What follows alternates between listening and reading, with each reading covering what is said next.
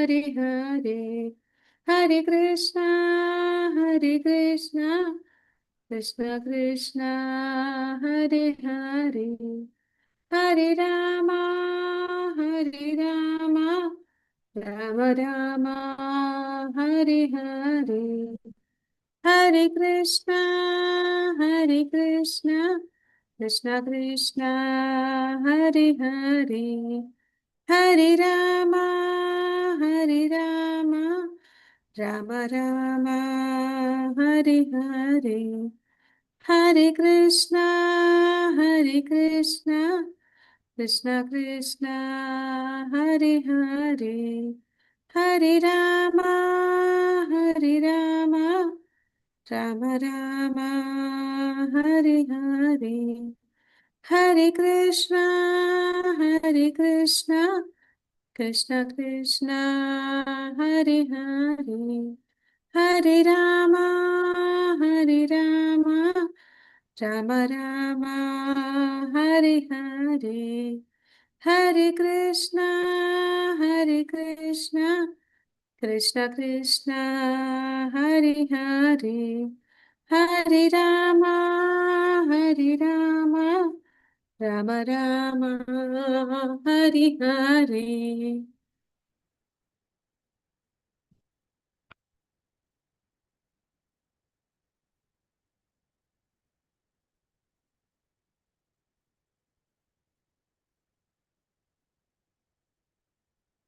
ॐ अज्ञानतिमिरान्धस्य ज्ञानाञ्जनशलाकया चक्षुरुन्मिलितं येन तस्मै श्रीगुरुवे नमः। श्रीचैतन्यमनोभीष्टं स्थापितं येन भूतले स्वयं रूपः कदा मह्यं ददाति स्वपदान्तिकं। वन्देऽहं श्रीगुरु श्रीयुतपदकमलं श्रीगुरून् वैष्णवांश्च श्रीरूपं साग्रजातं सहगण रघुनाथान्वितं तं सजीवं साद्वैतं सावधूतं परिजनसहितं कृष्णचैतन्यदेवं श्रीराधा कृष्णपादान् सहगण ललिता श्रीविशाखान्वितांश। हे कृष्णा करुणा सिन्धु दीनबन्धु जगत्पते गोपेशा गोपिका कान्ता राधा कान्ता नमोऽस्तुते। तप्त काञ्चन गौराङ्गी राधे वृन्दावनेश्वरी वृषभानुसुते देवी प्रणमामि हरिप्रिये। वाञ्छाकल्पतरुश्च कृपा सिन्धुभ्य एव च पतितनां पावनेभ्यो वैष्णवेभ्यो नमो नमः। नमो ॐ विष्णुपादाय कृष्णप्रेष्ठाय भूतले श्रीमते भक्तिवेदान्तस्वामिनिति नामिने नमस्ते सरस्वती देवी गौरवाणी प्रचारिणि निर्विशेष शून्यवादि पाश्चात्य देशतारिणि जय श्री कृष्ण चैतन्य प्रभु नित्यानंद श्री अद्वैत गदाधर श्रीवासादि गौरभक्त वृंद। हरे कृष्णा कृष्ण कृष्ण हरे हरे, हरे राम राम राम हरे हरे। ಹರೇ ಕೃಷ್ಣ. ಎಲ್ಲರಿಗೂ ಶ್ರೀ ಶ್ರೀ ರಾಧಾ ಗೋವಿಂದ ಮಂಗಳೂರು ಇಸ್ಕಾನ್ ರಾಮನಿಷ್ಠ ಪ್ರಭುಗಳು ಆಯೋಜಿಸಿರುವ 3ನೇ ಹಂತದ ಭಕ್ತಿರಸಾಮೃತ ಸಿಂಧು ತರಗತಿಗೆ ಸ್ವಾಗತ. ಹರೇ ಕೃಷ್ಣ. ಹರೇ ಕೃಷ್ಣ ಮಾತಾಜಿ. ಹರೇ ಕೃಷ್ಣ ಮಾತಾಜಿ. ಸೊ ನಿನ್ನೆ ಅಲ್ವಾ? ಮೊನ್ನೆ ಯಾವ ಅಧ್ಯಾಯವನ್ನ ತಿಳ್ಕೊಂಡಿದ್ರಿ ಭಕ್ತಿರಸಾಮೃತ ಸಿಂಧುವಿನಲ್ಲಿ? ಯಾವ ಅಧ್ಯಾಯದ ಬಗ್ಗೆ ತಿಳ್ಕೊಂಡ್ರಿ? ಹರೇ ಕೃಷ್ಣ. ಹರೇ ಕೃಷ್ಣ ಮಾತಾಜಿ. ಭಕ್ತಿ ತತ್ವಗಳ ವಿಚಾರ ಇನ್ನಷ್ಟು. ಹಾ, ಅದರಲ್ಲಿ ಏನೆಲ್ಲ ವಿಷಯಗಳು ನೆನಪಿದೆ ನಿಮ್ಗೆ ಅದನ್ನ ಹೇಳಿ ಮಾತಾಜಿ. ಯಾವ್ದೆಲ್ಲ ವಿಷಯಗಳು ತಿಳ್ಕೊಂಡ್ರಿ, ಟಾಪಿಕ್ಸ್?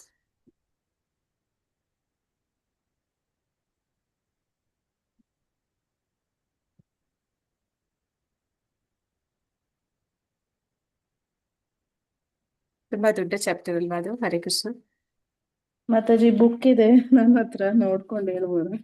ಹಾ, ಹೇಳಿ. ಕೆಲವು ಮಾರ್ಕ್ ಮಾಡ್ಕೊಂಡಿದ್ದೆ ಅದು ಮಾತಾಜಿ. ಅದ್ರಲ್ಲಿ ಫಸ್ಟ್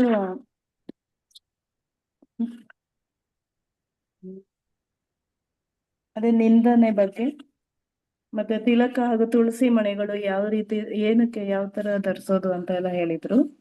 ಮತ್ತೆ ಹೂಮಾಲೆಗಳು, ದೇವರಿಗೆ ಹೂಮಾಲೆ ಅರ್ಪಿಸಿದಾಗ ಅದನ್ನ ನಾವು ಅದನ್ನ ಅದ್ರದ್ದು ಒಂದು ನಾವು ಅದ್ರದ್ದು ಸುವಾಸನೆ ತಗೊಂಡಾಗ್ಲೂ ಅಥವಾ ಅದನ್ನ ನಾವು ಧರಿಸಿದಾಗ್ಲೂ ನಮ್ಗೆ ನೆಗೆಟಿವ್ ಇರೋದಿಲ್ಲ. ಅವೆಲ್ಲ ಹೇಳಿದ್ರು ಮಾತಾಜಿ. ಮತ್ತೆ ಸಾಷ್ಟಾಂಗ ನಮಸ್ಕಾರ ಮಾಡ್ಬೇಕು, ಯಾರು ಯಾವ ರೀತಿ ಮಾಡ್ಬೇಕು ಅಂತ ಹೇಳಿದ್ರು. ಮತ್ತೆ ಸಂಕೀರ್ತನೆ ಮಾಡೋದು, ಗಾಯನ, ದೇವರ ಮುಂದೆ ಗಾಯನ, ಮತ್ತೆ ವಿಷ್ಣು ದೇಗುಲದಲ್ಲಿ ಪ್ರದಕ್ಷಿಣೆ ಮಾಡೋದು ಅಂತ ಅದ್ರ ಬಗ್ಗೆ ಎಲ್ಲ ತಿಳಿಸಿದ್ರು ಮಾತಾಜಿ.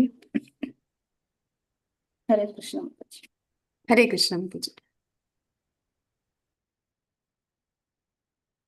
ಸೊ ಇವತ್ತು ನಾವು ತಿಳ್ಕೊಳ್ಳಿಕ್ಕಿರುವಂತ ವಿಚಾರ ಯಾವುದು ಅಂತಂದ್ರೆ 10ನೇ ಅಧ್ಯಾಯದಲ್ಲಿ 2 ಮಹತ್ವವಾದ ವಿಷಯಗಳ ಬಗ್ಗೆ ನಾವು ತಿಳ್ಕೊಳ್ಳಿಕ್ಕಿದ್ದೀವಿ. ಯಾವುದು ಆ 2 ವಿಷಯಗಳು ಅಂತಂದ್ರೆ ಅದು ಶ್ರವಣ ಮತ್ತೆ ಸ್ಮರಣ. ಅಂದ್ರೆ ನವವಿಧ ಭಕ್ತಿಯಲ್ಲಿ 9 ರೀತಿಯ ಭಕ್ತಿ ಮಾಡುವಂತದ್ದು ಪ್ರಕ್ರಿಯೆ ಬರುತ್ತೆ. ಹೇಳ್ತೀರಾ ಯಾವ್ದಂತ ನವವಿಧ ಭಕ್ತಿ ಯಾವ್ದೆಲ್ಲ ಅಂತ?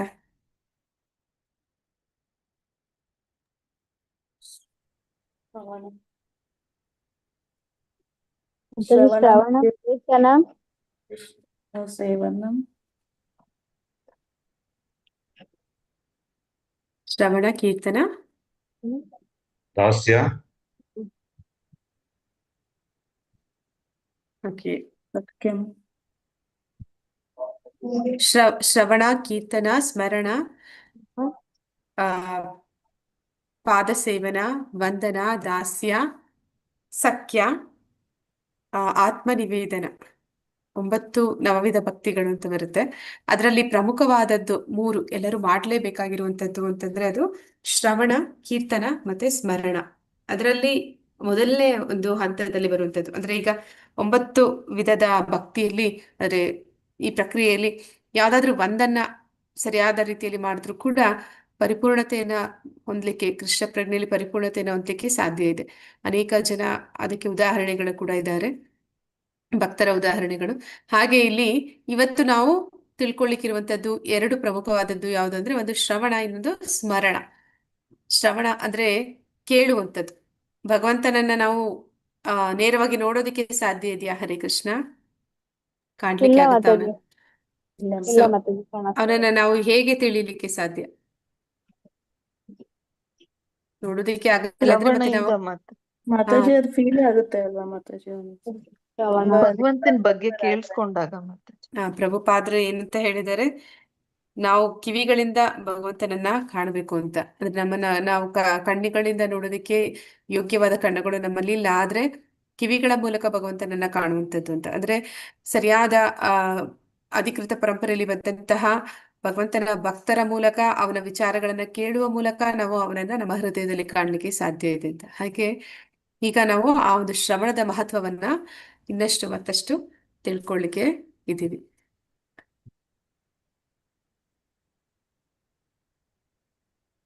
ಯಾರಾದ್ರೂ ಓದ್ತೀರಾ? ಹರೇ ಕೃಷ್ಣ. ಕೃಷ್ಣನನ್ನು ಹರೇ ಕುರಿತು ಕೃಷ್ಣ ಮಾತಾಜಿ. ಆಲಿಸುವುದು. ಹೇಳಿ ಪ್ರಭುಜಿ. ಕೃಷ್ಣನನ್ನು ಕುರಿತು ಆಲಿಸುವುದು ಕೃಷ್ಣ ಪ್ರಜ್ಞೆ ಅಥವಾ ಭಕ್ತಿ ಸೇವೆಯ ಪ್ರಾರಂಭಿಕಾವಸ್ಥೆ. ಈ ಆಲಿಕೆಯನ್ನು ಸಂಸ್ಕೃತ ಭಾಷೆಯಲ್ಲಿ ಶ್ರವಣ ಎಂದು ಕರೆಯಲಾಗಿದೆ.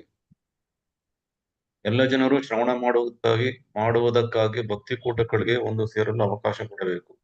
ಕೃಷ್ಣ ಪ್ರಜ್ಞೆಯಲ್ಲಿ ಮುಂದುವರಿಯಲು ಶ್ರವಣ ಪ್ರಕ್ರಿಯೆಯು ಬಹುಮುಖ್ಯವಾದ ಸಾಧನ. ಲೋಕೋತ್ತರ ಧ್ವನಿವಾಹಿನಿಗೆ ಭಕ್ತಿಯು ಕಿವಿ ಕೊಟ್ಟಾಗ ಅಂತವನು ಬಹುಬೇಗ ಪುನೀತನಾಗಬಹುದು, ನಿರ್ಮಲ ಹೃದಯನೂ ಆಗಬಹುದು. ಶ್ರವಣ ಕ್ರಿಯೆಯು ಬಹು ಮುಖ್ಯವಾದುದೆಂದು ಭಗವಾನ್ ಚೈತನ್ಯರು ಕಂಠೋಕ್ತವಾಗಿ ಹೇಳುತ್ತಾರೆ. ಕಲುಷಿತ ಆತ್ಮನು ಭಕ್ತಿ ಸೇವೆಯನ್ನು ಕೈಗೊಳ್ಳುವ ಹಾಗೂ ಕೃಷ್ಣ ಪ್ರಜ್ಞೆಯನ್ನು ಅರ್ಥ ಮಾಡಿಕೊಳ್ಳುವ ನಿಟ್ಟಿನಲ್ಲಿ ಶ್ರವಣ ಕ್ರಿಯೆಯು ಕಲ್ಮಶಯುಕ್ತವಾದ ಹೃದಯವನ್ನು ನಿರ್ಮಲಗೊಳಿಸುತ್ತದೆ. ಶ್ರವಣ ಪ್ರಕ್ರಿಯೆ. ಹರೇ ಕೃಷ್ಣ. ಹರೇ ಕೃಷ್ಣ ಪ್ರಭುಜಿ.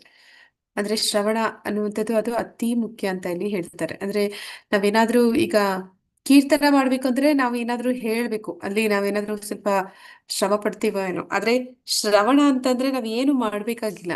ಈ ಭಕ್ತಿ ಎನ್ನುವಂಥದ್ದು ಎಷ್ಟು ಸುಲಭ ಸಾಧ್ಯವಾದದ್ದು ಅಂತಂದ್ರೆ ಗಮನ ಕೊಟ್ಟು ಕೇಳಿದ್ರೆ ಸಾಕು. ಯಾರಾದ್ರೂ ಸರಿಯಾದ ಭಕ್ತರು ಭಗವಂತನ ವಿಚಾರವನ್ನ ಕುರಿತು ಹೇಳುವಾಗ ಅಲ್ಲಿ ಕೂತು ಗಮನ ಕೊಟ್ಟು ಕಿವಿ ಕೊಟ್ಟು ಕೇಳಿದ್ರೆ ಸಾಕು, ನಮ್ಮ ಹೃದಯದಲ್ಲಿರುವಂತ ಎಲ್ಲ ಅಭದ್ರಾಣಿ ಏನಂತಾರೆ, ಎಲ್ಲ ಅನರ್ಥಗಳು ಅದು ನಿವೃತ್ತ ಆಗುತ್ತೆ ಅಂತ. ಹಾಗೆ ಅದಕ್ಕಾಗಿ ನಾವು ಸಮಯ ಕೊಡ್ಬೇಕು, ಮತ್ತೆ ಅದಕ್ಕಾಗಿ ನಮ್ಮ ಮನಸ್ಸನ್ನ ಕೊಟ್ಟು ಶ್ರವಣವನ್ನ ಮಾಡ್ಬೇಕು ಅನ್ನೋದನ್ನ ಇಲ್ಲಿ ಹೇಳ್ತಾ ಇದ್ದಾರೆ. ಅಂದ್ರೆ ಇಸ್ಕಾನ್ ನಲ್ಲಿ ಪ್ರತಿದಿನ ಭಾಗವತ ತರಗತಿ ಅದು 8 ಗಂಟೆಗೆ ಎಲ್ಲಾ ಒಂದು ಇಸ್ಕಾನ್ ಸಂಸ್ಥೆಗಳಲ್ಲೂ ನಡೆಯುತ್ತೆ ಅನ್ಕೋತೀನಿ.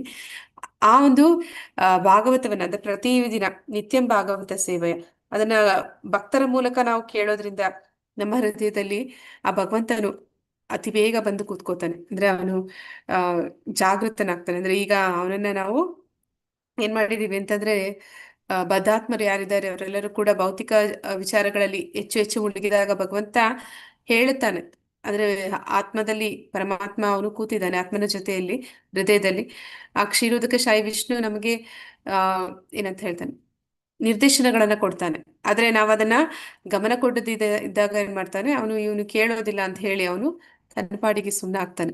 ಆದ್ರೆ ಯಾವಾಗ ನಾವು ಭಾಗವತವನ್ನ ಕೇಳುವಂಥದ್ದು, ಅಂದ್ರೆ ಭಗವಂತನ ವಿಷಯಗಳನ್ನ ಕಿವಿ ಕೊಟ್ಟು ಕೇಳ್ತೀವಿ, ಆಗ ಕೂಡಲೇ ಹೃದಯದಲ್ಲಿ ಭಗವಂತ ಪರಮಾತ್ಮ ಅವನು ಜಾಗೃತನಾಗ್ತಾನೆ. ಓ, ಈಗ ಇವನು ನನ್ನ ಕಡೆಗೆ ಕಿವಿ ಕೊಡ್ತಾ ಇದ್ದಾನೆ, ನನ್ನ ಕಡೆ ಅವನಿಗೆ ಒಲವನ್ನ ತೋರಿಸ್ತಾ ಇದ್ದಾನೆ ಅಂತ ಹೇಳಿ ನಮಗೆ ಭಗವಂತ ನಿರ್ದೇಶನಗಳನ್ನ ಕೊಡೋದಕ್ಕೆ ಪ್ರಾರಂಭ ಮಾಡ್ತಾನೆ. ಅಂದ್ರೆ ಇನ್ಆಕ್ಟಿವ್ ಆಗಿರುವಂತ ಭಗವಂತ ಅಲ್ಲಿ ಆಕ್ಟಿವ್ ಆಗ್ತಾನೆ ಅಂತ ಹೇಳ್ತಾರೆ. ಅದಕ್ಕೆ ತುಂಬಾ ಮುಖ್ಯವಾಗಿ ಬೇಕಾಗಿರುವಂತದ್ದು ಶ್ರವಣ. ಈ ನಾವು ಸಂಕೀರ್ತನ ಯಜ್ಞವನ್ನು ಮಾಡುವಾಗ್ಲೂ ಕೂಡ ನಮ್ಗೆ ಈ ಬೇರೆ ಏನನ್ನೂ ಹೇಳಿಲ್ಲ ಪ್ರಭುಪಾದ್ರು. ನೀವು ಜಪವನ್ನ ಮಾಡುವಾಗ ಬೇರೆ ಏನು ಮಾಡ್ಬೇಕಾಗಿಲ್ಲ. ಭಗವಂತನ ಬಗ್ಗೆ ಕಲ್ಪನೆ ಮಾಡ್ಬೇಕು ಅಥವಾ ಇನ್ನೇನೋ ಅವರ ಲೀಲೆಗಳ ಸ್ಮರಣೆ ಮಾಡ್ಬೇಕು, ಆ ರೀತಿ ಧ್ಯಾನ ಮಾಡ್ಬೇಕು ಅಂತೆಲ್ಲ ಹೇಳಿಲ್ಲ. ಬರೀ ಕೂತು ನೀವು ಏನನ್ನ ಹೇಳ್ತಾ ಇದ್ದೀರಾ ಆ ಒಂದು ಪ್ರತಿಯೊಂದು ಶಬ್ದವನ್ನು ಕೂಡ ಆಲಿಸಿ ಅಂತ ಹೇಳ್ತಾರೆ. ಅಷ್ಟು ಮಾಡಿದ್ರೆ ಸಾಕು, ನಿಮ್ಮ ಒಂದು ಸಂಕೀರ್ತನ ಯಜ್ಞ ಅದು ಏನಂತ ಹೇಳ್ತಾರೆ, ಸಕ್ಸಸ್ಫುಲ್ ಆಗುತ್ತೆ ಅಂತ. ಹಾಗೆ ಈ ಶ್ರವಣ ಅನ್ನುವಂಥದ್ದು ಅತ್ಯಂತ ಪ್ರಮುಖವಾದಂತಹ ಒಂದು ಆ ನವವಿಧ ಭಕ್ತಿಯಲ್ಲಿ ತುಂಬಾ ಮುಖ್ಯವಾದದ್ದು. ಇದಕ್ಕೆ ನಾವು ನೋಡ್ತೀವಿ 7 ದಿನಗಳಲ್ಲಿ ಪರೀಕ್ಷಿತ ಮಹಾರಾಜ ಹೇಗೆ ಅವನು ಶ್ರವಣವನ್ನ ಮಾಡಿದ ಅಂತ. ಅಂದ್ರೆ ಕಿವಿ ಕೊಟ್ಟು ಒಂದು ಭಗವಂತನ ಲೀಲೆಗಳನ್ನ, ಗುಣ ಲೀಲೆ ರೂಪ ಮತ್ತೆ ಅವನ ಮಹಿಮೆಗಳನ್ನ, ಭಕ್ತರ ಜೊತೆಲಿ ಅವನು ಮಾಡಿದ ಲೀಲೆಗಳನ್ನ ಅವನು ಎಷ್ಟು ಗಮನ ಕೊಟ್ಟು ಅದನ್ನ ಕೇಳಿದ. ಕೇಳಿದ ಕೂಡಲೇ ಆ 7 ದಿನಗಳಲ್ಲಿ, ಅಂದ್ರೆ ಅವನಿಗೆ 7 ದಿನಗಳಲ್ಲಿ ಸಾವು ಸಂಭವಿಸುತ್ತೆ ಅಂತ ಹೇಳಿದ್ರು. ಆದ್ರೆ ಅದಕ್ಕೂ ಮೊದಲೇ ಅವನು ಅದಕ್ಕೆ ಸಿದ್ಧತೆಯನ್ನ ಎಷ್ಟು ಚೆನ್ನಾಗಿ ಮಾಡ್ಕೊಂಡಿದ್ದ ಅಂತಂದ್ರೆ, ಆ 7ನೇ ದಿನ ಅವನು ಸಾಯೋದಕ್ಕೆ ಮೊದಲು ಅವನು ಪರಿಪೂರ್ಣತೆಯನ್ನ ಅವನು ಪಡ್ಕೊಳ್ತಾನೆ. ಅದನ್ನ ಇಲ್ಲಿ ಹೇಳ್ತಾ ಇದ್ದಾರೆ. ಕೇಳುವಂಥದ್ದು ನಾವು ಯಾವಾಗ್ಲೂ ಕೇಳ್ತಾನೆ ಇರ್ತೀವಿ, ಆದ್ರೆ ಬೇಡದನ್ನೇ ಹೆಚ್ಚು ಕೇಳ್ತಾ ಇರ್ತೀವಿ. ಅಂತಹ ಸಮಯವನ್ನ ಬೇಡದ ವಿಷಯಗಳನ್ನ ಕೇಳೋದಕ್ಕಿಂತ ಲೋಕೋತ್ತರವಾದ ವಿಷಯಗಳು ಅಂತಂದ್ರೆ ಭಗವಂತನ ಕುರಿತಾದಂತಹ ವಿಷಯಗಳನ್ನ ಕೇಳೋದ್ರಿಂದ ನಮ್ಮ ಹೃದಯ ಅದು ಪವಿತ್ರವಾಗುತ್ತೆ ಅನ್ನೋದನ್ನಲ್ಲಿ ಹೇಳ್ತಾ ಇದ್ದಾರೆ. ಹರೇ ಕೃಷ್ಣ. ಹರೇ ಯಾರಾದ್ರೂ ಕೃಷ್ಣ ಮತಾಜಿ. ಪ್ರಭುಜಿ. ಶ್ರವಣ ಪ್ರಕ್ರಿಯೆಯು ಮೇಲೆ ಗರುಡ ಪುರಾಣವು ಬಹಳ ಚೆನ್ನಾಗಿ ಒತ್ತು ಹಾಕುತ್ತದೆ. ಅಲ್ಲಿ ಹೀಗೆಂದಿದೆ, ಐಹಿಕ ಜಗತ್ತಿನಲ್ಲಿ ಬದ್ಧಜೀವಿಯ ಸ್ಥಿತಿಯು ಹಾವು ಕಡಿದಿದ್ದರ ಕಾರಣ ಪ್ರಜ್ಞಾಹೀನನಾದ ವ್ಯಕ್ತಿಯ ಸ್ಥಿತಿಯಂತಿರುತ್ತದೆ. ಎರಡೂ ಪ್ರಜ್ಞಾಹೀನ ಸ್ಥಿತಿಗಳನ್ನು ಮಂತ್ರವೊಂದರ ಶಬ್ದದಿಂದ ಕೊನೆಗೊಳಿಸಬಹುದು. ವ್ಯಕ್ತಿಯೊಬ್ಬನಿಗೆ ಹಾವು ಕಡಿದಾಗ ಅವನು ಆ ಕ್ಷಣವೇ ಮರಣ ಹೊಂದುವುದಿಲ್ಲ, ಕೆಲಕಾಲ ಪ್ರಜ್ಞಾಹೀನ ಸ್ಥಿತಿಯಲ್ಲಿರುತ್ತಾನೆ.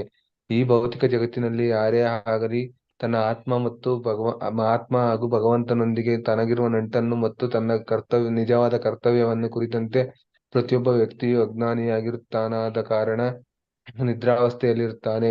ಆದ್ದರಿಂದ ಐಹಿಕ ಬದುಕೆಂದರೆ ಜನರು ಮಾಯೆ ಎಂಬ ಹಾವಿನ ಕಡಿತಕ್ಕೊಳಗಾಗಿ ಕೃಷ್ಣ ಪ್ರಜ್ಞೆ ಇನಿತೂ ಇಲ್ಲದೆ ಹೆಚ್ಚು ಕಡಿಮೆ ಸತ್ತಂತೆಯೇ ಇರುತ್ತಾರೆ. ಹಾವಿನಿಂದ ಕಡಿಸಿಕೊಂಡು ಪ್ರಜ್ಞಾಹೀನನಾದ ವ್ಯಕ್ತಿಯನ್ನು ಮಂತ್ರ ಹಾಕಿ ಎಚ್ಚರಿಸಬಹುದು. ಈ ಸಾಧನೆಯನ್ನು ಮಾಡಬಲ್ಲ ತಜ್ಞ ಮಂತ್ರವಾದಿಗಳು ಅನೇಕರಿದ್ದಾರೆ. ಅದೇ ರೀತಿ ಐಹಿಕ ಬದುಕಿನ ಮಾರಕ ಪ್ರಜ್ಞಾಹೀನ ಸ್ಥಿತಿಯಿಂದ ಕೃಷ್ಣ ಪ್ರಜ್ಞೆಗೆ ಮರಳಿಸಬಲ್ಲ ಮಂತ್ರ ಹೊಂದಿದೆ. ಆ ಮಹಾಮಂತ್ರವೇ ಹರೇ ಕೃಷ್ಣ ಕೃಷ್ಣ ಕೃಷ್ಣ ಹರೇ ಹರೇ, ಹರೇ ರಾಮ ರಾಮ ರಾಮ ಹರೇ ಹರೇ.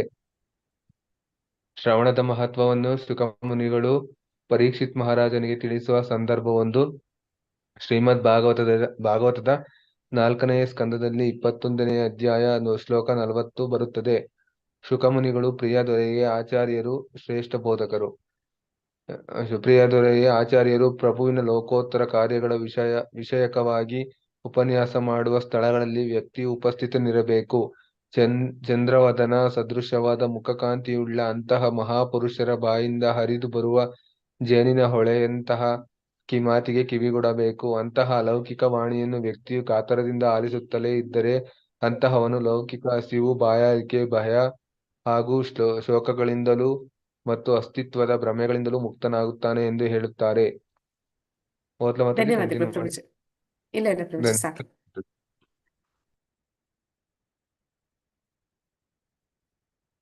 ಸೊ ಹರೇ ಕೃಷ್ಣ ಮಹಾನ್ ಮಂತ್ರದ ಒಂದು ಮಹಿಮೆಯನ್ನು ಕೂಡ ಇಲ್ಲಿ ಹೇಳ್ತಾ ಇದ್ದಾರೆ. ಗರುಡ ಪುರಾಣದಲ್ಲಿ ಬರುವಂತಹ ಒಂದು ವಿಷಯ ಅಲ್ಲಿ ಏನಂತ ಹೇಳ್ತಾ ಇದ್ದಾರೆ, ಈ ಒಂದು ಭೌತಿಕ ಜಗತ್ತಿನಲ್ಲಿರುವಂತಹ ಬದ್ಧಾತ್ಮರ ಅವರ ಸ್ಥಿತಿಯನ್ನ ಇಲ್ಲಿ ಹೇಳ್ತಾ ಇದ್ದಾರೆ.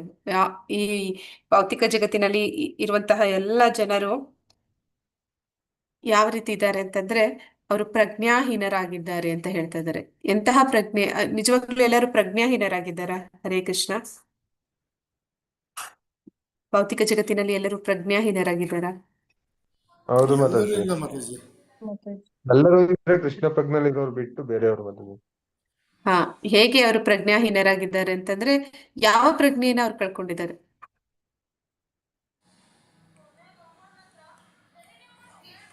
ಮಾತಾಜಿ ಅಂದ್ರೆ ಕೃಷ್ಣನ ಮಾತಾಜಿ ಅವರು ಕಳ್ಕೊಂಡಿಲ್ಲ ಕೃಷ್ಣನ್ ಬಗ್ಗೆ, ಭಗವಂತನ ಬಗ್ಗೆ ತಿಳ್ಕೊಳೋದ್ ಮರ್ತವ್ರೆ. ಬರೀ ಐಹಿಕವಾಗಿ ಲೌಕಿಕವಾಗಿ ಸಾಧನೆ ಮಾಡೋದಕ್ಕೆ ಇದನ್ ಮಾಡ್ತಾವ್ರೆ ಮಾತಾಜಿ. ಅಂದ್ರೆ ಹಣ, ಆಸ್ತಿ, ಸಂಪತ್ತು, ಐಶ್ವರ್ಯ ಅಂತ ಹೋಗ್ತಾವ್ರೆ. ಭಕ್ತಿ, ಭಗವಂತ ಅವನ ಬಗ್ಗೆ ತಿಳ್ಕೊಬೇಕು, ಅವನೇ ನಮ್ಗೆಲ್ಲ ಇವನು ಮೂಲ ಮಾರ್ಗದರ್ಶಕ ಅಂತ ಮರ್ತಿದ್ದಾರೆ ಮಾತಾಜಿ. ಅಶಾಶ್ವತವಾದ ಒಂದು ವಿಷಯಗಳನ್ನ ಪಡೆಯುವುದರಲ್ಲಿ ಆಸಕ್ತಿನ ಹೊಂದಿದ್ದಾರೆ. ಶಾಶ್ವತವಾದದ್ದನ್ನ ಅವರು ಮರ್ತು ಬಿಟ್ಟಿದ್ದಾರೆ. ಭಗವಂತ ಮತ್ತೆ ಅವನ ಜೊತೆ ನಮ್ಮ ಸಂಬಂಧ, ನಾನು ಫಸ್ಟ್ ಯಾರು ಅನ್ನೋದನ್ನು ಕೂಡ ಅವ್ರು ತಿಳ್ಕೊಂಡಿಲ್ಲ. ಮತ್ತೆ ನನ್ನ ಒಂದು ಬದುಕಿನ ಪ್ರಮುಖ ಕರ್ತವ್ಯ ಏನು ಅನ್ನೋದನ್ನು ಕೂಡ ಅವ್ರಿಗೆ ನೆನಪಿಲ್ಲ. ಅದನ್ನೆಲ್ಲ ಅವ್ರು ಹೇಗೆ ಮರ್ತಿದ್ದಾರೆ ಅಂತ ಹೇಳ್ತಾ ಇದ್ದಾರೆ. ಒಂದು ಹಾವು ವ್ಯಕ್ತಿನ ಕಡಿದ ಕೂಡಲೇ ಅವನು ಸಾಯೋದಿಲ್ಲ ಅಂತ ಹೇಳ್ತಾರೆ. ಸ್ವಲ್ಪ ಹೊತ್ತು ಅವನು ಪ್ರಜ್ಞಾಹೀನನಾಗ್ತಾನೆ, ಅಂದ್ರೆ ಅವನು ಕಾನ್ಶಿಯಸ್ ಕಳ್ಕೊತಾನೆ. ಹಾಗೆ ಈ ಬದ್ಧಾತ್ಮರೆಲ್ಲರೂ ಕೂಡ ಆ ಮಾಯೆಯನ್ನು ಹಾವಿನಿಂದ ಕಚ್ಚಿಸ್ಕೊಂಡಿದ್ದಾರೆ. ಆ ಕಾರಣದಿಂದ ಅವರ ಒಂದು ಪ್ರಜ್ಞೆ, ನಿಜವಾದ ಪ್ರಜ್ಞೆ, ಭಗವಂತನ ಮತ್ತೆ ಆತ್ಮ ಪರಮಾತ್ಮನ ಈ ಒಂದು ಸತ್ಯವನ್ನ ಅವರು ಮರೆತು ಬಿಟ್ಟಿದ್ದಾರೆ. ಅಂತಹ ಪರಿಸ್ಥಿತಿಯಲ್ಲಿ ಇರುವಂತವ್ರಿಗೆ ಏನು ಉಪಾಯ? ಇಲ್ಲಿ ಹಿಂದಿನ ಕಾಲದಲ್ಲಿ ಹಾವು ಕಚ್ಚಿದವ್ರಿಗೆ ಏನ್ ಮಾಡ್ತಿದ್ರು ಅಂತ ಹೇಳ್ತಾ ಇದ್ದಾರೆ. ಹಾವಿಗೆ ಮಂತ್ರ ಹಾಕ್ತಿದ್ರು. ಮಂತ್ರ ಹಾ, ಹಾಕೋದಿಲ್ಲ, ಮದ್ದು ಹಾಕೋದು ಮಾಡೋರು ಮತ್ತೆ. ಮಂತ್ರ ಹೇಳ್ತಿದ್ರು ಅಂತ ಹೇಳ್ತಾ ಇದ್ದಾರೆ. ಹಾಗೆ ಹಾವು ಕಚ್ಚೋದಕ್ಕೂ ಕೂಡ ಮಂತ್ರ ಹೇಳ್ತಿದ್ರು. ಈಗ ಈ ಯಾರು ಬದ್ಧಾತ್ಮರಿದ್ದಾರೆ ಅವರು ಕೂಡ ಅವರ ಒಂದು ಪ್ರಜ್ಞೆ, ಕೃಷ್ಣ ಪ್ರಜ್ಞೆಯನ್ನು ಏನ್ ಕಳ್ಕೊಂಡಿದ್ದಾರೆ ಅದನ್ನ ವಾಪಸ್ ತರ್ಲಿಕ್ಕೆ ನಮ್ಗೆ ಉಪಾಯ ಏನು ಅಂತಂದ್ರೆ ಅದಕ್ಕೂ ಕೂಡ ಮಂತ್ರವೇ ಉಪಾಯ. ಯಾವ ಮಂತ್ರ?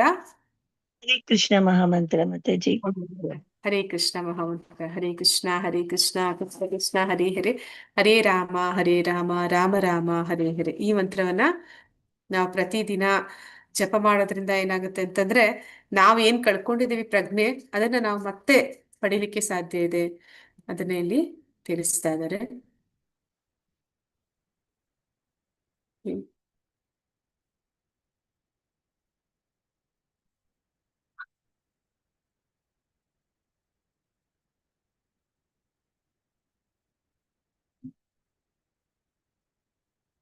ಎಲ್ಲರಲ್ಲಿ ಒಂದೇ ಒಂದು ವಿನಂತಿ, ದಯವಿಟ್ಟು ಎಲ್ಲರೂ ಅನ್ಮ್ಯೂಟ್ ಆಗಿ 3 ಸತಿ ಹರೇ ಕೃಷ್ಣ ಮಹಾಮಂತ್ರವನ್ನ ಹೇಳೋಣ. ನಾಗವೇಣಿ ಮಾತಾಜಿ ಅವರಿಗೆ ಸ್ವಲ್ಪ ಜಾರಿ ಬಿದ್ದು ಇದ್ ಮಾಡ್ಕೊಂಡಿದ್ದಾರೆ, ಫ್ರಾಕ್ಚರ್ ಮಾಡ್ಕೊಂಡಿದ್ದಾರೆ.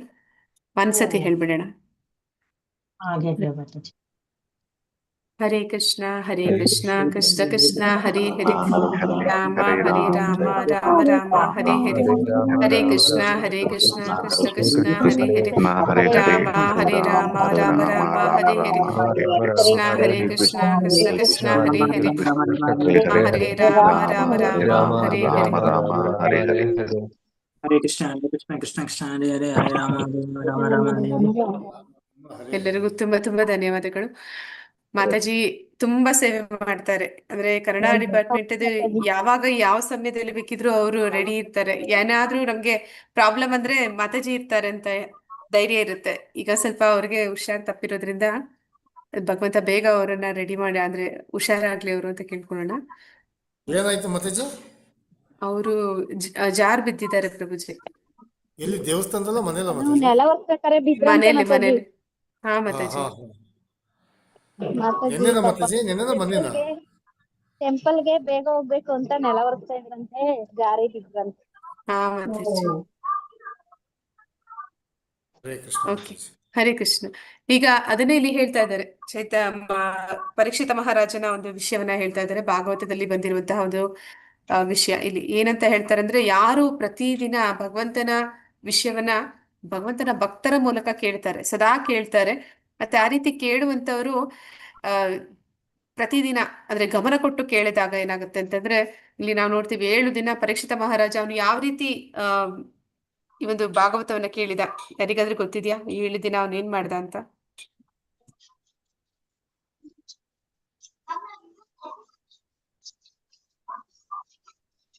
ಅವನು ಏನು ಆಹಾರ ಸೇವನೆ ಮಾಡಿಲ್ಲ, ನೀರ್ ಕುಡ್ದಿಲ್ಲ, ನಿದ್ದೆ ಮಾಡಿಲ್ಲ.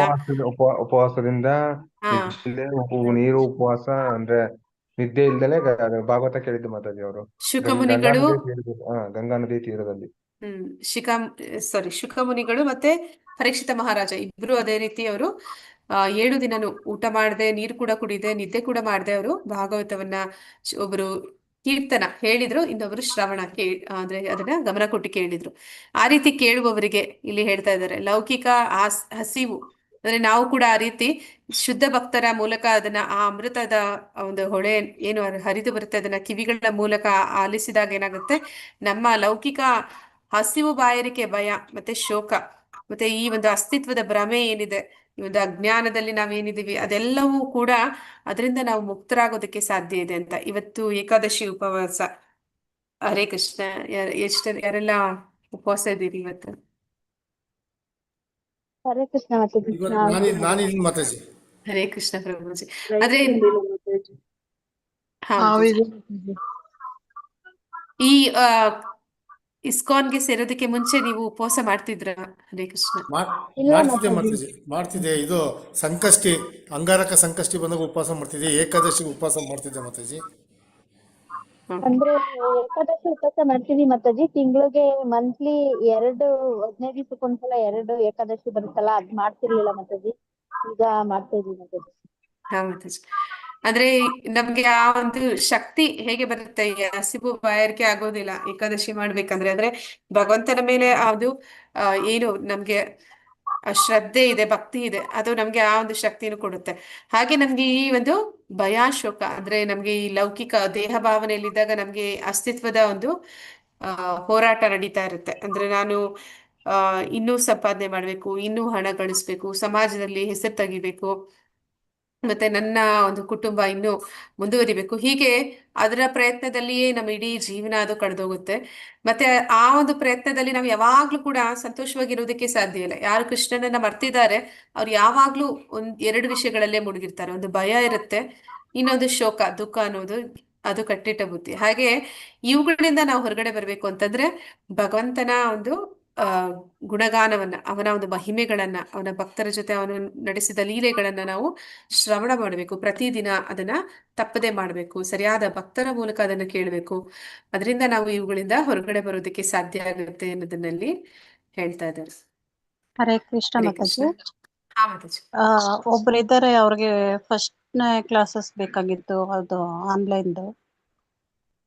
ಹಾ ಮಾತಾಜಿ. ಭಾಗವತ ಅಂತ ಅದಕ್ಕೆ ಲಿಂಕ್ ಹೆಂಗೆ ಮಾತಾಜಿ ಕಳ್ಸೋದು ಅವ್ರಿಗೆ? ಲೆವೆಲ್ 1ಗೆ. ಓ, ಲೆವೆಲ್ 1 ಮಾತಾಜಿ? ಹೌದು ಮಾತಾಜಿ, ಯಾರೊಬ್ರು ಹೊಸದಾಗಿ ಬಂದಿದ್ದಾರೆ. ಓಕೆ, ಒಂದ್ ನಿಮಿಷ ಮಾತಾಜಿ, ನಾನು ಇಲ್ಲಿ ಗ್ರೂಪ್ ಅಲ್ಲೇ ಹಾಕ್ಬಿಡ್ತೇನೆ, ನೀವು ಹಾಗೆ ಕಾಪಿ ಮಾಡ್ಕೊಂಬಿಡಿ.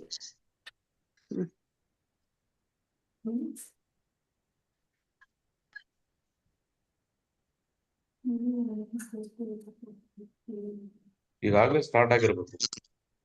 ಅಕ್ಟೋಬರ್ 6 ಇಂದ ಸ್ಟಾರ್ಟ್ ಆಗ್ತದೆ ಪ್ರಭುಜಿ. ಹಾಕಿದ್ದೇನೆ ಲಿಂಕು, ಅದು ಕಾಪಿ ಮಾಡಿ ನೀವು ಕಳಿಸಿ ಮಾತಾಜಿ. ಧನ್ಯವಾದ Okay. ಮಾತಾಜಿ. ಹಾ ಮಾತಾಜಿ. ಯಾರಾದ್ರೂ ಓದ್ತೀರಾ? ಹರೇ ಕೃಷ್ಣ ಮಾತಾಜಿ. ಹರೇ ಕೃಷ್ಣ.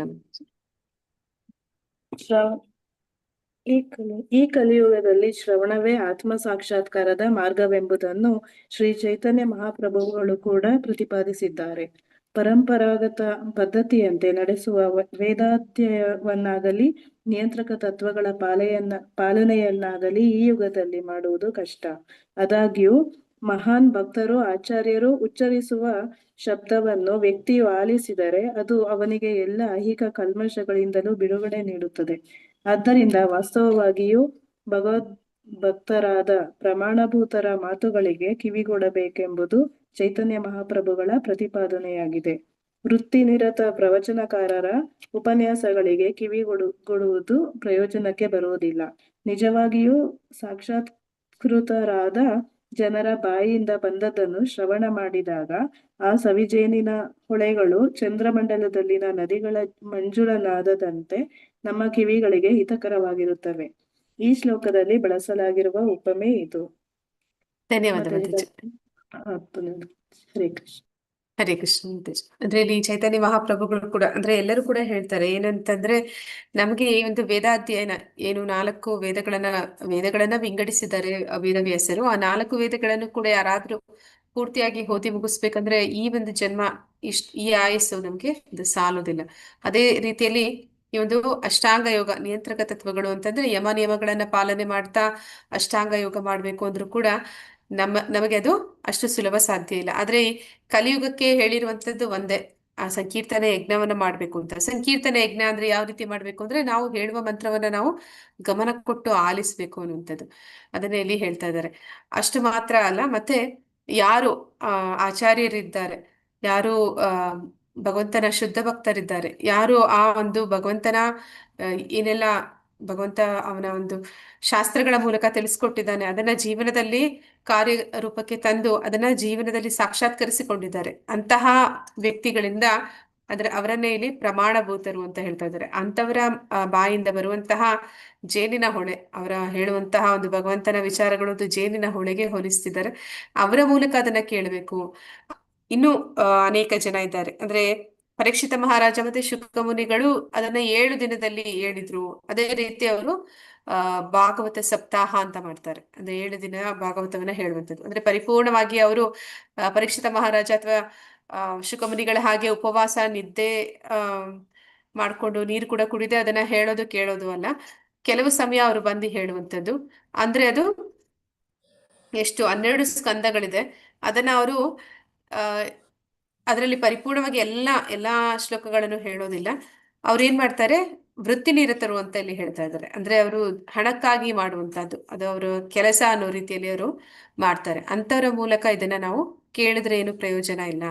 ಆ ರೀತಿ ನಾವು ಅದರ ಒಂದು ಸಾರವನ್ನ ತಿಳಿಲಿಕ್ಕೆ ಸಾಧ್ಯ ಇಲ್ಲ. ಆದ್ರೆ ಅದನ್ನ ನಾವು ನಿಜವಾದ ಶುದ್ಧ ಭಕ್ತರು ಯಾರು ಸಾಕ್ಷಾತ್ಕಾರ ಪಡೆದಿದ್ದಾರೆ ಅಂತವರ ಮೂಲಕ ಅದನ್ನ ನಾವು ಪ್ರತಿದಿನ ಕೇಳ್ಬೇಕು ಅನ್ನೋದನ್ನ ಇಲ್ಲಿ ಹೇಳ್ತಾ ಇದ್ದಾರೆ. ಆ ಶ್ರವಣದ ಮಹತ್ವವನ್ನ ಕುರಿತು ಹೇಳ್ತಾ ಇದ್ದಾರೆ. ನಾವು ಈ ಒಂದು ಶ್ರವಣದ ಮಹತ್ವಕ್ಕೆ ಒಂದು ಉದಾಹರಣೆ ಯಾರಾದ್ರೂ ಹೇಳ್ತೀರಾ? ನಿಮ್ಗೆ ತಟ್ಟಂತ ನೆನಪಿಗೆ ಆಗುವಂಥದ್ದು, ಯಾರು ಈ ರೀತಿ ಕೇಳೋದ್ರಿಂದಾನೇ ಪರಿಪೂರ್ಣತೆ ಪರೀಕ್ಷಿತ್ ಮಹಾರಾಜ್. ಹಾ ಮಾತಾಜಿ, ಪರೀಕ್ಷಿತ ಮಹಾರಾಜ ಅವನಲ್ಲದೆ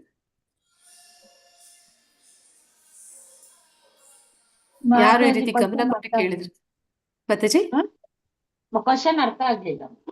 ಅಲ್ಲ, ಯಾರು ಈ ರೀತಿ ಗಮನ ಕೊಟ್ಟು ಕೇಳಿದ್ರು ಅಂತ ಭಗವಂತನ ವಿಚಾರಗಳನ್ನ, ಅದರಿಂದ ಪರಿಪೂರ್ಣತೆನೂ ಪಡೆದ್ರು. ನಾರದ ಮುನಿ. ಚಕ್ರವ್ಯೂಹ ಬೆಳೆಸೋದಕ್ಕೆ ನಾರದ ಮುನಿ. ನಾರದ ಮುನಿಗಳು ಅವರು ಭಕ್ತರ ಸಂಘದಲ್ಲಿ. ನಾರದ ಮುನಿ ಪ್ರಹ್ಲಾದ, ಭಕ್ತ ಪ್ರಹ್ಲಾದ, ಧ್ರುವ ಮಹಾರಾಜ ಶ್ರವಣದ ಮೂಲಕ ಕೇಳಿದ್ದು ಪ್ರಹ್ಲಾದ ಮಾತಾಜಿ. ಅವನು ತಾಯಿ ಹೊಟ್ಟೆೊಳಗಿದ್ದಾಗಲೇ ನಾರದರು ಹೇಳ್ತಕ್ಕಂಥ ಹರಿಮಂತ್ರವನ್ನ ಪ್ರಹ್ಲಾದ್ ಅವರು ಹೊಟ್ಟೆೊಳಗಿದ್ದಾಗಲೇ ಕೇಳಿಸ್ಕೊಂಡಿದ್ರು ಶ್ರವಣ ಮೂಲಕ. ಧ್ರುವ ಮಹಾರಾಜ ಮಾತಾಜಿ, ಧ್ರುವ ಮಹಾರಾಜ ಇಲ್ವಾ? ಧ್ರುವ ಮಹಾರಾಜ ಅವನು ಗುರುಗಳ ಮೂಲಕ ಅದನ್ನ ಪಡ್ಕೊಂಡ. ಅಂದ್ರೆ ಹೀಗೆ ಅನೇಕ ಜನ ಭಗವಂತನ ವಿಷಯವನ್ನ ಕೇಳೋದ್ರಿಂದಾನೇ ಅದು ಪ್ರಥಮ. ಅಂದ್ರೆ ಎಲ್ಲರೂ ಕೂಡ ಮಾಡ್ತಾರೆ. ಈಗ ನಾವು ಉದಾಹರಣೆಗೆ ಯಾರು ಪರಿಪೂರ್ಣತೆಯನ್ನ ಪಡೆದ್ರು ಯಾವ ರೀತಿಯಲ್ಲಿ ಅಂತಂದಾಗ ಪ್ರಹ್ಲಾದನನ್ನ ನಾವು ಸ್ಮರಣೆಗೆ ಹೇಳ್ತೀವಿ ಧ್ಯಾನ ಅಂತ. ಅಂದ್ರೆ ಅದು ನಿಜ, ಅವನು ಸ್ಮರಣೆಗೆ ಪಡೆಯೋದಕ್ಕೆ ಮುಂಚೆ ಅಲ್ಲಿ ಶ್ರವಣನೂ ಇತ್ತು. ಕೇಳಿದ ಮೇಲಿನೇ ತಾನೇ ಅದನ್ನ ಧ್ಯಾನ ಮಾಡೋದಕ್ಕೆ ಆಗುತ್ತೆ ಅನ್ನೋ ರೀತಿಯಲ್ಲಿ.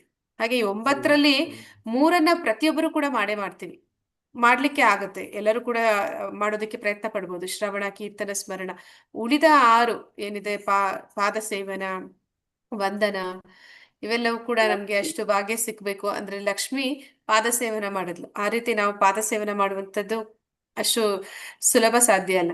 ಮತ್ತೆ ಆತ್ಮ ನಿವೇದನ, ಪರಿಪೂರ್ಣವಾಗಿ ತನ್ನನ್ನು ತಾನು ಅರ್ಪಿಸ್ಕೊಳ್ಳುವಂಥದ್ದು, ಇದೆಲ್ಲವೂ ಕೂಡ ಸಾಧಾರಣವಾದ ಜನರಿಗೆ ಅದು ಕಷ್ಟ ಆಗ್ಬೋದು. ಆದ್ರೆ ಪ್ರಾಥಮಿಕ ಹಂತದಲ್ಲಿರುವವರಿಗೆ ಶ್ರವಣ, ಕೀರ್ತನ, ಸ್ಮರಣ ಅದು ಸುಲಭವಾಗಿ ಮಾಡ್ಲಿಕ್ಕೆ ಸಾಧ್ಯ ಆಗುತ್ತೆ.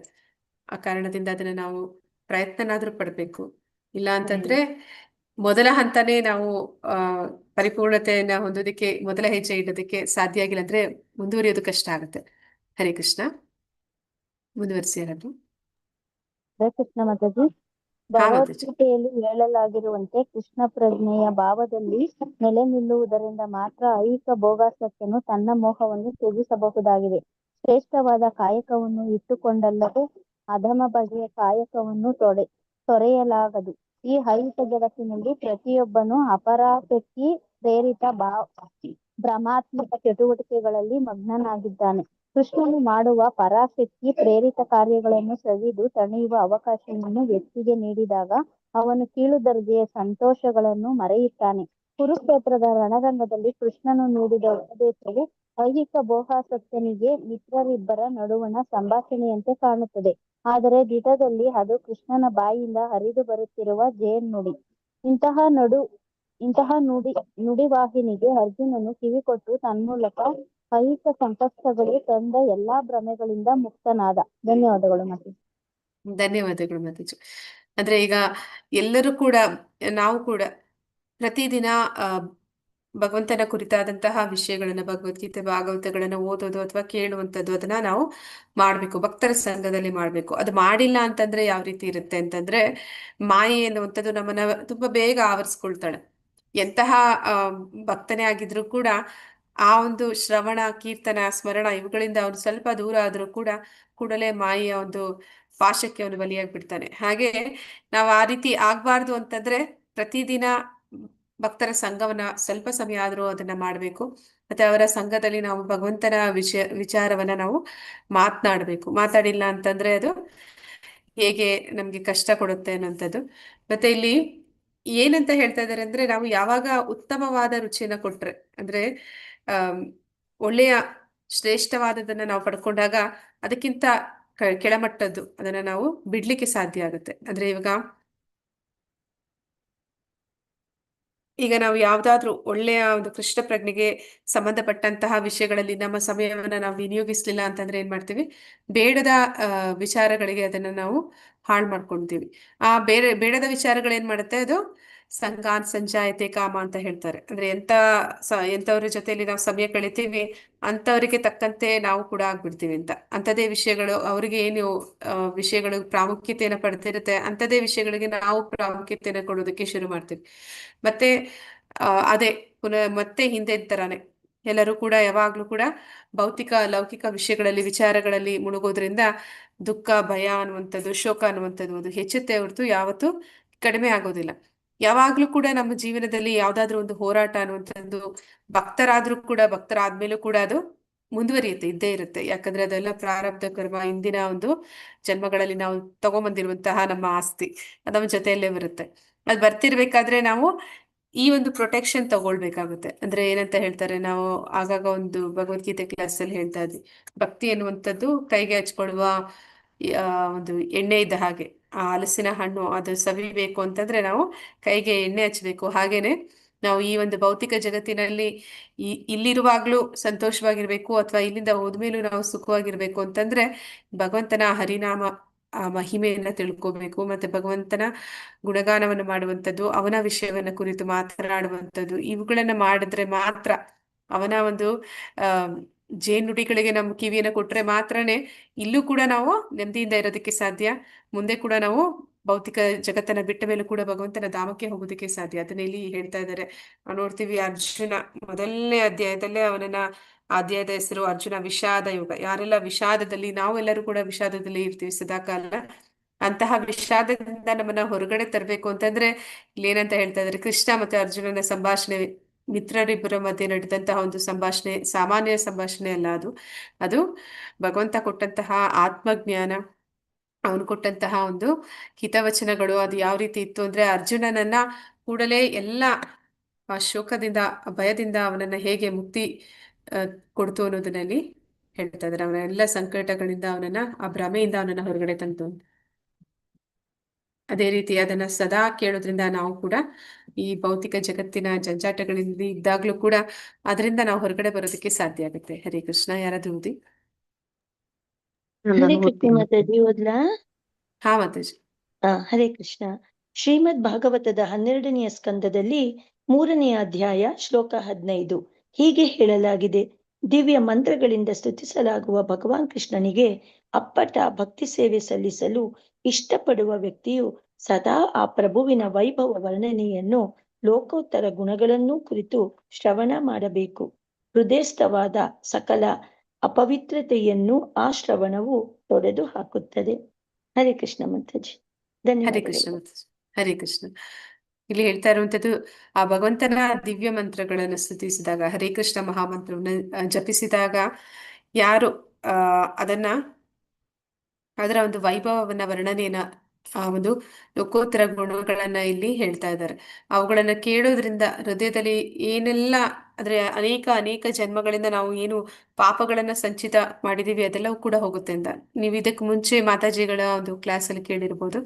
ನಾವು ಹರೇ ಕೃಷ್ಣ ಮಹಾಮಂತ್ರ ಸಂಕೀರ್ತನೆ ಮಾಡುವಾಗ ಎಲ್ಲರ ಜೊತೆಯಲ್ಲಿ ಮಾಡಿದಾಗ ಏನಂತ ಹೇಳ್ತಾರೆ ಅಂದ್ರೆ, ಪ್ರಭುಪಾದರು ತುಂಬಾ ಲಾಭ ಇದೆ ಅಂತ ಹೇಳ್ತಾರೆ. ಅಂದ್ರೆ ಆ ಒಂದು ಸಂಕೀರ್ತನೆ ಅಂದ್ರೆ ಅನೇಕ ಜನ ಸೇರಿ ಮಾಡುವಂಥದ್ದು. ಅದು ಮಾಡುವಾಗ ಏನಾಗುತ್ತೆ, ಅಲ್ಲಿ ಅಷ್ಟು ಜನರ ಮಧ್ಯೆಯಲ್ಲಿ ಯಾರಾದ್ರೂ ಒಬ್ಬ ಶುದ್ಧ ಭಕ್ತನಿದ್ರು ಕೂಡ ಅವನಿಗೆ ಸಿಗುವಂತಹ ಒಂದು ಲಾಭ ಏನಿದೆ ಅದು ಅಷ್ಟು ಜನರಿಗೆ ಸಿಗುತ್ತೆ ಅಂತ ಹೇಳ್ತಾರೆ. ಆ ರೀತಿ ಹರೇ ಕೃಷ್ಣ ಮಹಾಮಂತ್ರ ಅದನ್ನ ಶ್ರವಣ ಮಾಡುವಂಥದ್ದು, ಕೀರ್ತನೆ ಮಾಡುವಂಥದ್ದು. ಅದೇ ಸಮಯದಲ್ಲಿ ನಾವು ಏನ್ ಮಾಡ್ತೀವಿ, ಸಂಕೀರ್ತನೆ ಮಾಡುವಾಗ ಎಲ್ಲರೂ ಕುಣಿತಾರೆ. ಕುಣಿಯೋದ್ರಿಂದ ಏನಾಗುತ್ತೆ, ಹರೇ ಕೃಷ್ಣ ಯಾಕೆ ಕುಣಿಬೇಕು? ಹೌದು ಮಾತಾಜಿ, ಕುಣಿಯೋದ್ರಿಂದ ಮನಸ್ಸಿಗೆ ನಾವು ಉಲ್ಲಾಸ ಸಿಗುತ್ತೆ ದೇವ್ರ ಮೇಲೆ ಮಾತಾಜಿ. ಭಕ್ತಿ ಬರುತ್ತೆ. ದೇವ್ರ ಮೇಲೆ ಭಕ್ತಿ ಬರುತ್ತೆ. ಸಂಗೀತಕ್ಕಂತ ನಾವು ಶಕ್ತಿ ಇದೆ ಮಾತಾಜಿ. ಕೃಷ್ಣನ ಪ್ರಜ್ಞೆಯಲ್ಲಿ ಜಾಸ್ತಿ ಮುಳುಗ್ತೀವಿ ಮಾತಾಜಿ. ಭಕ್ತರ ಸಂಘದಲ್ಲಿ ಆ ಕುಣಿಯುವುದರ ಜೊತೆಗೆ ಅವನ ನಾಮ ಸಂಕೀರ್ತನೆ ಮಾಡುವುದರ ಜೊತೆಗೆ ನಮ್ಮನ್ನ ನಾವೇ ದೇವರ ಒಂದು ಮರ್ತೋಗಿರ್ತೀವಿ. ತೊಡಗ್ತೀವಿ ಹತ್ರ ಮಾತಾಜಿ. ಹೋಗ್ತೀವಿ.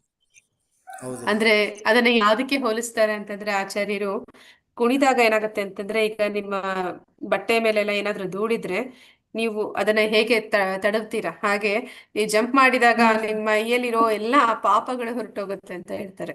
ಯಾವ ರೀತಿ ಹೋಗುತ್ತೆ ಅಂತಂದ್ರೆ, ಗುಂಪಾಗಿ ಕೂತಿರುವ ಪರಿವಾರಗಳನ್ನ ನೋಡಿದಾಗ ನೀವು ಅಲ್ಲೋಗಿ ಒಂದೇ ಸತಿ ಜೋರಾಗಿ ಚಪ್ಪಾಳೆ ತಟ್ಟಿದ್ರೆ ಆ ಸದ್ದಿಗೆ ಹೇಗೆ ಅವು ಆರಿ ಹೋಗುತ್ತೆ, ಹಾಗೆ ಈ ಭಜನೆ ಮಾಡುವಾಗ ಕೈ ತಟ್ಟುತ್ತಾ ಅವರು ಕುಣಿತಾ ಇದ್ದಾಗ ಅನೇಕ ಜನ್ಮದ ಏನು ಸಂಚಿತ ಪಾಪ ಇದೆ ಅವೆಲ್ಲವೂ ಕೂಡ ಅದು ಹೋಗುತ್ತೆ ಅಂತ ಹೇಳ್ತಾರೆ. ಹಾಗೆ ಭಗವಂತನನ್ನ ಆ ಒಂದು ಹರೇ ಪವಿತ್ರ ಕೃಷ್ಣ ಮಾತಾಜಿ. ಮಾತಾಜಿ. ನನ್ಗೆ ಇದ್ ಗೊತ್ತಿರ್ಲಿಲ್ಲ ಮಾತಾಜಿ. ಬೆಳಗ್ಗೆ ಹೊತ್ತು ಆರತಿ ಆಗುತ್ತಲ್ಲ, ಆಡ್ತಾ ಇದ್ರು. ನಾನು ಅನ್ಕೊಂಡಿದ್ದೆ ಅವ್ರಿಗೆ ಸಂತೋಷವಾಗಿ ಆಡ್ತಾ ಇದಾರೆ ಅಂತ. ನನ್ಗೆ ನಾವು ಹಾಗೆ ಹಾ ಮಾತಾಜಿ, ಅಲ್ಲಿ ನಮ್ಗೆ ಅನ್ಸುತ್ತೆ ಲೌಕಿಕವಾಗಿ ನೋಡಿದಾಗ ಅನ್ಸುತ್ತೆ ನಾಚಿಕೆ ಆಗುತ್ತೆ, ಯಾಕೆ ಆಡ್ಬೇಕು, ಒಂಥರ ಬೇಜಾರು ಆತರ ಎಲ್ಲ ಮಾಡ್ತಾರೆ. ಆದ್ರೆ ಅದ್ರ ಅರ್ಥ ತಿಳ್ಕೊಂಡಾಗ ನಮ್ಗೆ ಗೊತ್ತಾಗುತ್ತೆ ಅಲ್ಲಿ ಯಾಕೆ ಕುಣಿತಾರೆ ಅಂತಂದ್ರೆ, ಹೋಗುತ್ತೆ ನಮ್ದು ಅನೇಕ ನಾವು ಅಷ್ಟಿಷ್ಟು ಪಾಪ ಮಾಡಿದವರಲ್ಲ. ನಾವು ಮಾಡೋ ಪ್ರತಿಯೊಂದು ಕರ್ಮಕ್ಕೂ ಒಂದು ಏನಂತ ಹೇಳ್ತಾರೆ, ಅದಕ್ಕೊಂದು ಆಕ್ಷನ್ಗೆ ಒಂದು every action has A opposite reaction ಅನ್ನೋ ಹಾಗೆ ಪ್ರತಿಯೊಂದು ಕರ್ಮ ನಾವು ತಿಳಿದಿರ ಮಾಡ್ತಿರೋ ಪ್ರತಿಯೊಂದು ಕರ್ಮಕ್ಕೂ ಕೂಡ ಅದಕ್ಕೊಂದು ಏನಂತ ಹೇಳ್ತಾರೆ, ಇನ್ನೊಂದು ಕರ್ಮ ಅದು ಸೃಷ್ಟಿ ಮಾಡ್ತಾ ಇರುತ್ತೆ. ಅದೊಂದು ಬೀಜ ಆಗಿ ಇನ್ನೊಂದು ಕರ್ಮ ಸೃಷ್ಟಿ ಆಗ್ತಾ ಹೋಗುತ್ತೆ. ಅದನ್ನೆಲ್ಲ ನಾಶ ಆಗ್ಬೇಕು ಅಂತಂದ್ರೆ ಪ್ರತಿದಿನ ಭಗವಂತನ ಸಂಕೀರ್ತನೆ ಮಾಡ್ಬೇಕು, ಮನೆಯಲ್ಲಿ ಎಲ್ಲರೂ ಕೂಡ ಮಾಡ್ಬೇಕು. ಆದ್ರೆ ಭಗವಂತನ ನಾಮ ಸಂಕೀರ್ತನೆ ಮಾಡುವಾಗ ನಾಚಿಕೆ ಪಟ್ಕೊಳ್ಳುವಂಥದ್ದಲ್ಲ, ಅಲ್ಲಿ ನಾವು ಯಾರ ಮುಂದೆನೂ ಕೂಡ ನರ್ತಿಸ್ತಿರೋದಲ್ಲ, ಅದು ಭಗವಂತನ ಮುಂದೆ ಮಾಡ್ತಿರುವಂಥದ್ದು, ಭಗವಂತನ ಗುಣಗಾನ ಮಾಡ್ತಾ ಹಾಡುವಂಥದ್ದು. ಆಗ ಈ ರೀತಿ ನಾವು ಮಾಡಿರುವಂತ ಎಲ್ಲ ಕರ್ಮಗಳಿಂದ ನಾವು ಆ ಪಾಪ ಕರ್ಮಗಳು ಪುಣ್ಯ ಕರ್ಮಗಳು ಏನಿದೆ ಅದೆಲ್ಲದರಿಂದ ನಾವು ಹೊರಗಡೆ ಬರೋದಕ್ಕೆ ಸಾಧ್ಯ ಇರುತ್ತೆ. ಹರೇ ಕೃಷ್ಣ ಮಾತಾಜಿ, ಹಾ ಕುಡಿಯುವುದ್ರ ಜೊತೆಗೆ ಆರೋಗ್ಯನೂ ಸರಿಯಾಗುತ್ತೆ ಅಂತ ಹೇಳಿದ್ರು ಮಾತಾಜಿ ಗುರುಗಳು. ಅಂದ್ರೆ ಆ BP ಶುಗರ್ ಎಲ್ಲ ನಾರ್ಮಲ್ ಬಂದ್ಬಿಡುತ್ತೆ, ಆ ದೇಹದ ಅಂಗಾಂಗಗಳೆಲ್ಲ ಆಕ್ಟಿವ್ ಆಗುತ್ತೆ, ಭಗವಂತನ ನಾಮಸ್ಮರಣೆ ಇರಲಿ ಅಂತ ಹೇಳ್ತಾರೆ ಮಾತಾಜಿ. ಅಂದ್ರೆ ಪ್ರಭುಜಿ, ಆ ರೀತಿ ಕುಣಿಯುವಂತದನ್ನ ನೀವು ಹೇಳಿದ ಕೂಡ್ಲೆ ಯಾರು ನಿಜವಾಗ್ಲೂ ತುಂಬಾ ಸಂತೋಷವಾಗಿ ಕುಣಿತಾರೆ ಅಂದ್ರೆ ಈ ಪುಟ್ಟ ಮಕ್ಕಳು. ಅವ್ರಿಗೆ ಏನು ಇದಿರೋದಿಲ್ಲ ಮನಸ್ಸಲ್ಲಿ, ಯಾವ್ದು ಏನಂತ ಹೇಳ್ತಾರೆ, ಕಲ್ಮಶ ಇರೋದಿಲ್ಲ. ಅವರು ಕುಣಿಯುವಾಗ ಅವರು ಖುಷಿಯಾಗಿ ಕುಣಿತಾರೆ. ಯಾವಾಗ ನಾವು ಅವ್ರ ತರ ಕುಣಿಯೋದಕ್ಕೆ ಶುರು ಮಾಡ್ತೀವಿ ಅವಾಗ ನಮ್ಮ ಮನಸ್ಸಿನಲ್ಲಿದ್ದಂತ ಎಲ್ಲಾ ಒಂದು ಏನಂತ ಹೇಳ್ತಾರೆ, ಎಲ್ಲಾ ಕಲ್ಮಶಗಳನ್ನು ನಾವು ಕಳ್ಕೊತೀವಿ. ಅದು ಕಳ್ಕೊಳ್ಳೋದಾಗ ನಮ್ಗೆ ಎಲ್ಲ ಮಾನಸಿಕವಾಗಿ ಏನೆಲ್ಲ ಒಂದು ಬೇಜಾರುಗಳಿರುತ್ತೆ ಅದೆಲ್ಲ ಕೂಡ ಹೊರಟೋಗುತ್ತೆ, ಮನಸ್ಸು ನಿರ್ಮಲ ಆಗುತ್ತೆ. ನಾವು ಇಷ್ಟ ದಿವಸ ಕುಣಿತಾ ಇದ್ವಿ ಮಾತಾಜಿ, ಆದ್ರೆ ಇದ್ರಲ್ಲಿ ಇಷ್ಟೊಂದು ಅರ್ಥ ಇದೆ ಅಂತ ಇವತ್ತು ಗೊತ್ತಾಯ್ತು ಮಾತಾಜಿ. ಹಾ ಮಾತಾಜಿ. ಓಕೆ ಪ್ರಭು, ಓಕೆ ಯಾರಾದ್ರೂ ಮುಂದುವರಿಸಿ. ಹರೇ ಕೃಷ್ಣ ಮಾತಾಜಿ, ನಾನು ಓದ್ತೀನಿ. ಹಾ ಮಾತಾಜಿ. ಪ್ರಭು ಕರುಣೆಯ ಪ್ರತೀಕ್ಷೆ. ಶ್ರೀಮದ್ ಭಾಗವತದ 10ನೇ ಸ್ಕಂದದಲ್ಲಿ 14ನೇ ಅಧ್ಯಾಯ ಶ್ಲೋಕ 8 ಹೀಗೊಂದು ವಚನವಿದೆ. ಪ್ರಿಯ ಪ್ರಭುವೆ, ತನ್ನ ಪೂರ್ವದ ದುಷ್ಕರ್ಮಗಳ ಫಲವನ್ನು ಅನುಭವಿಸುತ್ತಾ ಹಾಗೂ ಹೃದಯಪೂರ್ವಕವಾಗಿ ನಿನಗೆ ನಮಸ್ಕರಿಸುತ್ತಾ ನಿನ್ನ ಅವ್ಯಾಜ ಕರುಣಾದೃಷ್ಟಿಯು ತನ್ನ ಮೇಲೆ ಬೀಳಲೆಂದು ಅವಿರತವಾಗಿ ನಿರೀಕ್ಷಿಸುತ್ತಿರುವ ವ್ಯಕ್ತಿಯು ನಿಜಕ್ಕೂ ಮುಕ್ತಿ ಪಡೆಯಲು ಅರ್ಹನು, ಏಕೆಂದರೆ ಅದು ಅವನ ಹಕ್ಕಾಗಿದೆ. ಧನ್ಯವಾದಗಳು ಮಾತಾಜಿ. ಮುಂದುವರಿಸಿ ಮಾತಾಜಿ. ಶ್ರೀಮದ್ ಭಾಗವತದ ಮೇಲಿನ ಹೇಳಿಕೆಯು ಎಲ್ಲಾ ಭಕ್ತರಿಗೂ ಮಾರ್ಗದರ್ಶಿಯಾಗಬೇಕು. ಭಕ್ತನು ತನ್ನ ಪೂರ್ವದ ದುಷ್ಕೃತ್ಯಗಳಿಗೆ ತತ್ಕ್ಷಣದ ಪರಿಹಾರವನ್ನು ನಿರೀಕ್ಷಿಸಬಾರದು. ಅಂತಹ ಪ್ರತಿಫಲಗಳಿಂದ ಯಾವ ಬದ್ಧಜೀವಿಯೂ ಮುಕ್ತನಲ್ಲ, ಏಕೆಂದರೆ ಐಹಿಕ ಬದುಕೆಂಬುದು ಮುಂದುವರಿದ ಯಾತನೆ ಅಥವಾ ಪೂರ್ವದ ಚಟುವಟಿಕೆಗಳ ಫಲಾನುಭವವಾಗಿದೆ. ವ್ಯಕ್ತಿಯು ಅವನ ಲೌಕಿಕ ಕಾರ್ಯಗಳನ್ನು ಮುಗಿಸಿಕೊಂಡನೆಂದರೆ ಮುಂದೆ ಪುನರ್ಜನ್ಮವಿಲ್ಲ. ಕೃಷ್ಣ ಪ್ರಜ್ಞೆಯ ಚಟುವಟಿಕೆಗಳಲ್ಲಿ ತೊಡಗಿಕೊಂಡಾಗ ಮಾತ್ರ ಇದು ಸಾಧ್ಯವಾಗುತ್ತದೆ, ಏಕೆಂದರೆ ಕೃಷ್ಣ ಪ್ರಜ್ಞಾ ಕಾರ್ಯಚಟುವಟಿಕೆಗಳು ಪರಿಣಾಮವನ್ನು ಉಂಟು ಮಾಡುವುದಿಲ್ಲ.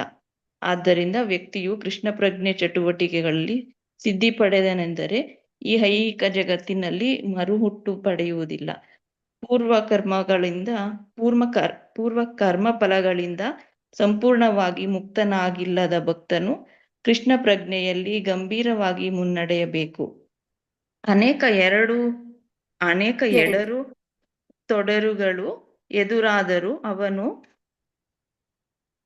ದಾಟಿ ಮುಂದುವರಿತಿರಬೇಕು.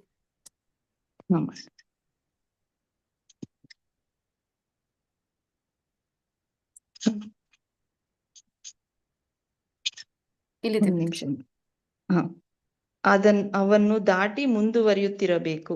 ಪ್ರತಿ ಬಂಧಕಗಳು ಎದುರಾದಾಗ ಭಕ್ತನು ಕೃಷ್ಣನನ್ನು ಸ್ಮರಿಸಬೇಕು, ಅವನ ಕರುಣೆಯನ್ನು ನಿರೀಕ್ಷಿಸಬೇಕು. ಇರುವ ಪರಿಹಾರವೆಂದರೆ ಇದೊಂದೇ. ಭಕ್ತನು ಈ ಮನೋನೆಲೆಯಲ್ಲಿ ದಿನಗಳೆದರೆ ಅವನು ಪ್ರಭುಧಾಮಕ್ಕೆ ಉನ್ನತಿ ಪಡೆಯುವುದು ನಿಶ್ಚಯ. ಇಂತಹ ಕಾರ್ಯಗಳಿಂದ ಭಗವಂತನ ಸಾಮ್ರಾಜ್ಯ ಪ್ರವೇಶಕ್ಕೆ ಹಕ್ಕನ್ನು ಗಳಿಸುತ್ತಾನೆ. ಇದನ್ನು ದಾಯ್ಬಾಕ್ ಎನ್ನುವ ಶಬ್ದವು ಸೂಚಿಸುತ್ತದೆ. ಮಗನು ತಂದೆಯ ಆಸ್ತಿಯ ನ್ಯಾಯ ಸಮ್ಮತ ವಾರಸುದಾರ ಎಂಬುದನ್ನು ದಾಯ್ಬಾಕ್ ಪದವು ಸೂಚಿಸುತ್ತದೆ. ಅದೇ ರೀತಿ ಕೃಷ್ಣ ಪ್ರಜ್ಞಾ ಕಾರ್ಯಗಳನ್ನು ಮಾಡುವಲ್ಲಿ ಎಲ್ಲಾ ಬಗೆಯ ಸಂಕಷ್ಟಗಳನ್ನು ಎದುರಿಸಲು ಸಿದ್ಧನಾಗಿರುವ ಭಕ್ತನು ದಿವ್ಯಧಾಮವನ್ನು ಪ್ರವೇಶಿಸಲು ನ್ಯಾಯಸಮ್ಮತವಾಗಿ ಅರ್ಹನಾಗುತ್ತಾನೆ. ಹರೇ ಕೃಷ್ಣ. ಧನ್ಯವಾದಗಳು ಮಾತಾಜಿ. ಹರೇ ಕೃಷ್ಣ. ಈಗ ಏನಂತ ಹೇಳ್ತಾ ಇದಾರೆ ಅಂತಂದ್ರೆ, ಪ್ರಭು ಕರುಣೆಯ ಪ್ರತೀಕ್ಷೆ ಅಂದ್ರೆ ಭಗವಂತನ ಕರುಣೆ ಅನ್ನುವಂಥದ್ದು ಅದು ಅವ್ಯಾಜ್ಯ ಕರುಣೆ. ಭಗವಂತ ಸದಾ ಸುರಿಸ್ತಾ ಇರ್ತಾನೆ, ಆದ್ರೆ ಅದನ್ನ ಪಡ್ಕೊಳ್ಳುವಂತವ್ರು ಭಾಗ್ಯವಂತರು. ಆದ್ರೆ ಇಲ್ಲಿ ಏನಂತ ಹೇಳ್ತಾ ಇದಾರೆ ಅಂದ್ರೆ, ನಾವು ಕೃಷ್ಣ ಪ್ರಜ್ಞೆಗೆ ಬಂದ ಕೂಡಲೇ ನಮ್ಮೆಲ್ಲ ಕಷ್ಟಗಳಿಂದ ನಮ್ಗೆ ನಿವಾರಣೆ ಸಿಕ್ಬಿಡುತ್ತ. ಅಷ್ಟು ಕಡಿಮೆ ಪಾಪ ಮಾಡಿರ್ತೀವ.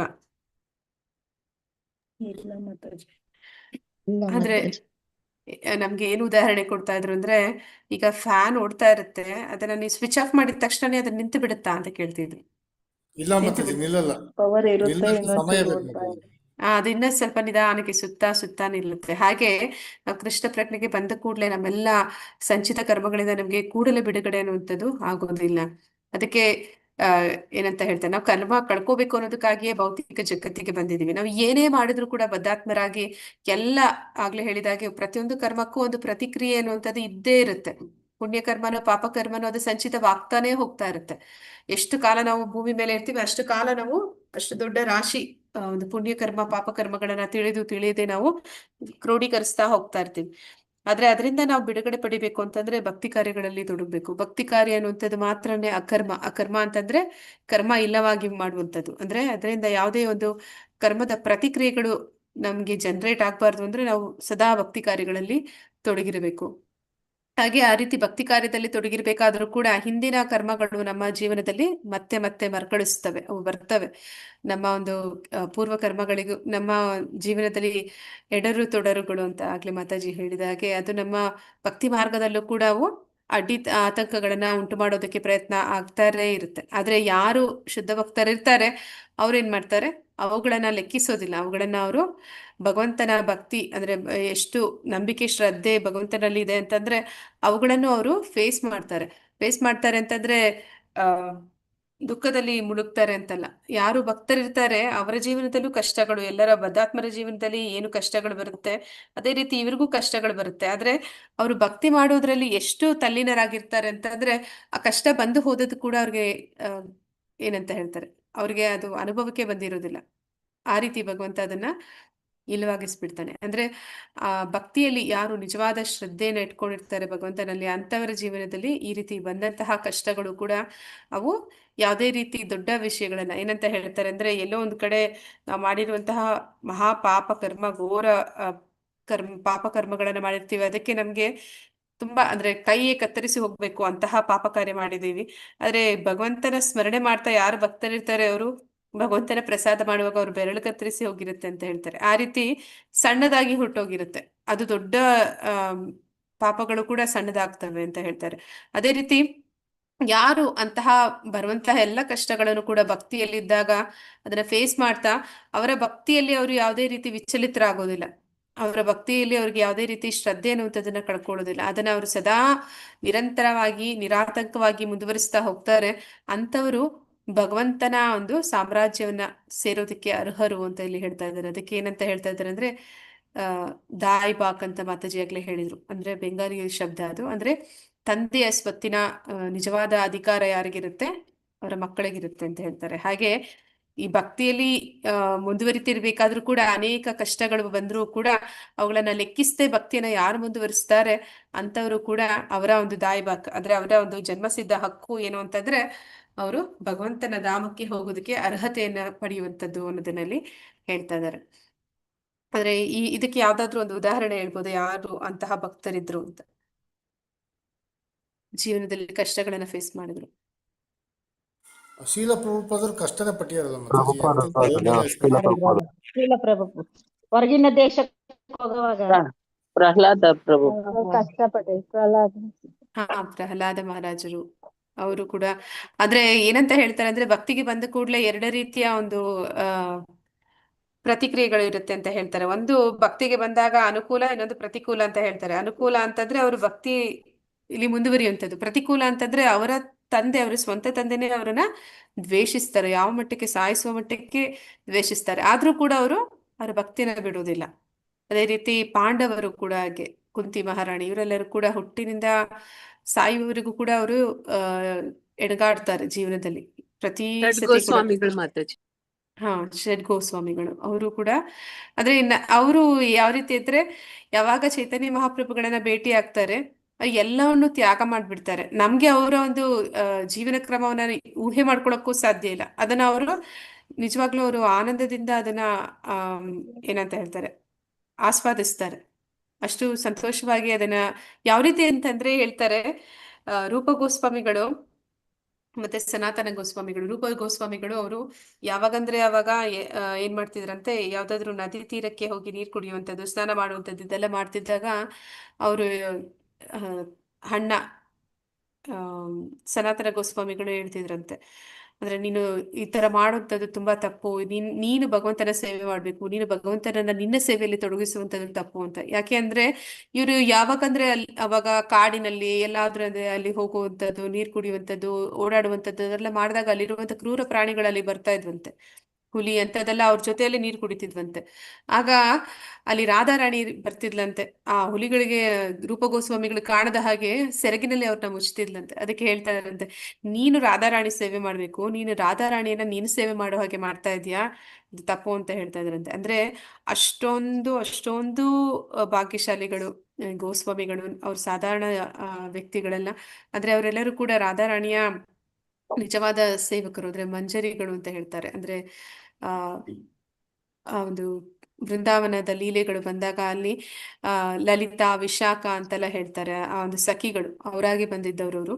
ಈಗ ಭೂಮಿ ಮೇಲೆ ಅವರು ಚೈತನ್ಯ ಮಹಾಪ್ರಭುಗಳ ಜೊತೆಯಲ್ಲಿ ಬಂದಾಗ ಆ ರೀತಿ ಸೇವೆಗಳನ್ನು ಮಾಡ್ತಾ ಇದ್ದಾಗ, ಹಾಗೆ ನಾವು ನೋಡಿದಾಗ ಅವರು ಕೋಪಿನ ಧರಿಸ್ತಾರೆ, ಭಿಕ್ಷುಕರ ಹಾಗೆ ಮನೆ ಮನೆಗೆ ಹೋಗಿ ಮಧುಕರಿ ಮಾಡ್ತಾರೆ, ಮತ್ತೆ ಎಂತಹ ಸುಖವಾದ ಜೀವನ ಅವ್ರದ್ದಿರ್ಬೋದು ಅಂತ. ಆದ್ರೆ ನಿಜವಾದ ಒಂದು ಲೀಲಾಸ್ಮರಣೆಯಲ್ಲಿ ಭಗವಂತನ ಜೊತೆಯಲ್ಲಿ ಆ ಒಂದು ಪ್ರೀತಿ ವಿನಿಮಯವನ್ನ ಇಟ್ಕೊಳ್ತಾ ಇದ್ರು. ಹಾಗೆ ಅಂತವರ ಒಂದು ಬದುಕು ನಮ್ಮ ದೃಷ್ಟಿಯಿಂದ ತುಂಬಾ ಕಷ್ಟಕರವಾದದ್ದು, ಆದ್ರೆ ಅವರು ಅದನ್ನ ತುಂಬಾ ಆನಂದವಾಗಿ ಕಳೀತಿದ್ರು ಅನ್ನೋದನ್ನ ನಾವು ನೋಡ್ತೀವಿ. ಹೀಗೆ ಭಗವಂತನ ಅನೇಕ ಮಾತಾಜಿ ಜನ ಭಕ್ತರು. ಹಾ ಪ್ರಭುಜಿ.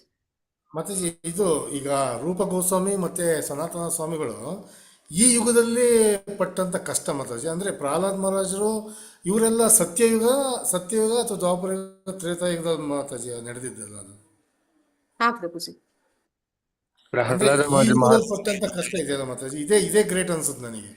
ಯಾಕಂದ್ರೆ ಇಂಥ ಯುಗದಲ್ಲೂ ಕೂಡ ಈ ಜನಗಳು ಆಸ್ತಿಕರು ನಾಸ್ತಿಕರ ಮಧ್ಯೆ ಇವರು ಇಡೀ ಜಗತ್ತಿಗೇನೆ ಕೃಷ್ಣ ಪ್ರಜ್ಞೆಯನ್ನು ತಲುಪಿಸ್ತಾ ಇದಾರೆ. ಅಂದ್ರೆ ಇವ್ರು ಪಟ್ಟಂತ ಕಷ್ಟ, ಇವ್ರನ್ನ ಸಾಯಿಸ್ಬೇಕಂತನೂ ಮಾಡಿದಾರೆ ಮಾತಾಜಿ. ಇವರು ತುಂಬಾ ಕಿರುಕುಳನ ಕೊಟ್ಟಿದ್ದಾರೆ. ನಮ್ಮ ಶೀಲ ಪ್ರಭುಪಾದರು ಕೂಡ ಫಾರಿನಲ್ಲಿ ತುಂಬಾ ಅವಮಾನ ಮಾಡ್ಯಾರ ಮಾತಾಜಿ. ಹೌದು ಪ್ರಭುಜಿ. ಅವ್ರ ಯಾವುದನ್ನು ಕೂಡ ಲೆಕ್ಕಿಸದೆ ಅದನ್ನೆಲ್ಲ ಆ, ಭಕ್ತಿಯಲ್ಲಿ ಮುಂದುವರೆದಿದ್ರಿಂದಾನೇ ಅನೇಕ ಜನರಿಗೆ ಇವತ್ತು ಈ ಇಸ್ಕಾನ್ ಹೌದು. ಸಂಸ್ಥೆಯಿಂದ ಇಷ್ಟೊಂದು ಪ್ರಯೋಜನ ಸಿಗ್ತಾ ಇರುವಂತದ್ದು. ಅವರು ಹ್ಮ್. ಮಾಡಿರುವಂತಹ ತ್ಯಾಗ ಬಲಿದಾನಗಳ ಮೇಲೆ ನಮ್ಮ ಜೀವನ ನಡೀತಿರುವಂತದ್ದು. ಅಂದ್ರೆ ನಮ್ಮ ಒಂದು ಬದುಕು ಸಾರ್ಥಕ ಆಗ್ಬೇಕು ಅಂತಂದ್ರೆ ರೂಪ ಗೋಸ್ವಾಮಿಯವರು, ಸನಾತನ ಗೋಸ್ವಾಮಿಯವರು ಇವರೆಲ್ಲ ಈ ಗ್ರಂಥವನ್ನ ಬರ್ದಿದ್ರಿಂದಾನೇ ನಮ್ಗೆ ಇದನ್ನ ತಿಳ್ಕೊಳ್ಳೋದಕ್ಕೆ, ಅರ್ಥ ಮಾಡ್ಕೊಳ್ಳೋದಕ್ಕೆ ಮತ್ತೆ ಆಚರಣೆಗೆ ತರೋದಕ್ಕೆ ಸಾಧ್ಯ ಆಗ್ತಿದೆ. ಇಲ್ಲ ಅಂತಿದ್ರೆ ನಮ್ಗೆ ಇದೆಲ್ಲ ಎಲ್ಲಿ ಕಳೆದೋಗ್ತಿತ್ತು ಗೊತ್ತಿಲ್ಲ. ಯಾರು ಹೇಳೋರು ಇರ್ತಾ ಇರ್ಲಿಲ್ಲ, ಮುಂದಿನ ಒಂದು ಹೌದೌದು. ಜನರೇಷನ್ಗೆ ಇದನ್ನ ಕೊಡೋರು ಇರ್ತಾ ಇರ್ಲಿಲ್ಲ. ಹೌದು ಮಾತಾಜಿ. ಓಕೆ, ಈಗ ಇನ್ನೊಂದು ಕತೆ ಇದೆ, ನಾನು ಅದನ್ನ ನಾಳೆ ಹೇಳ್ತೇನೆ.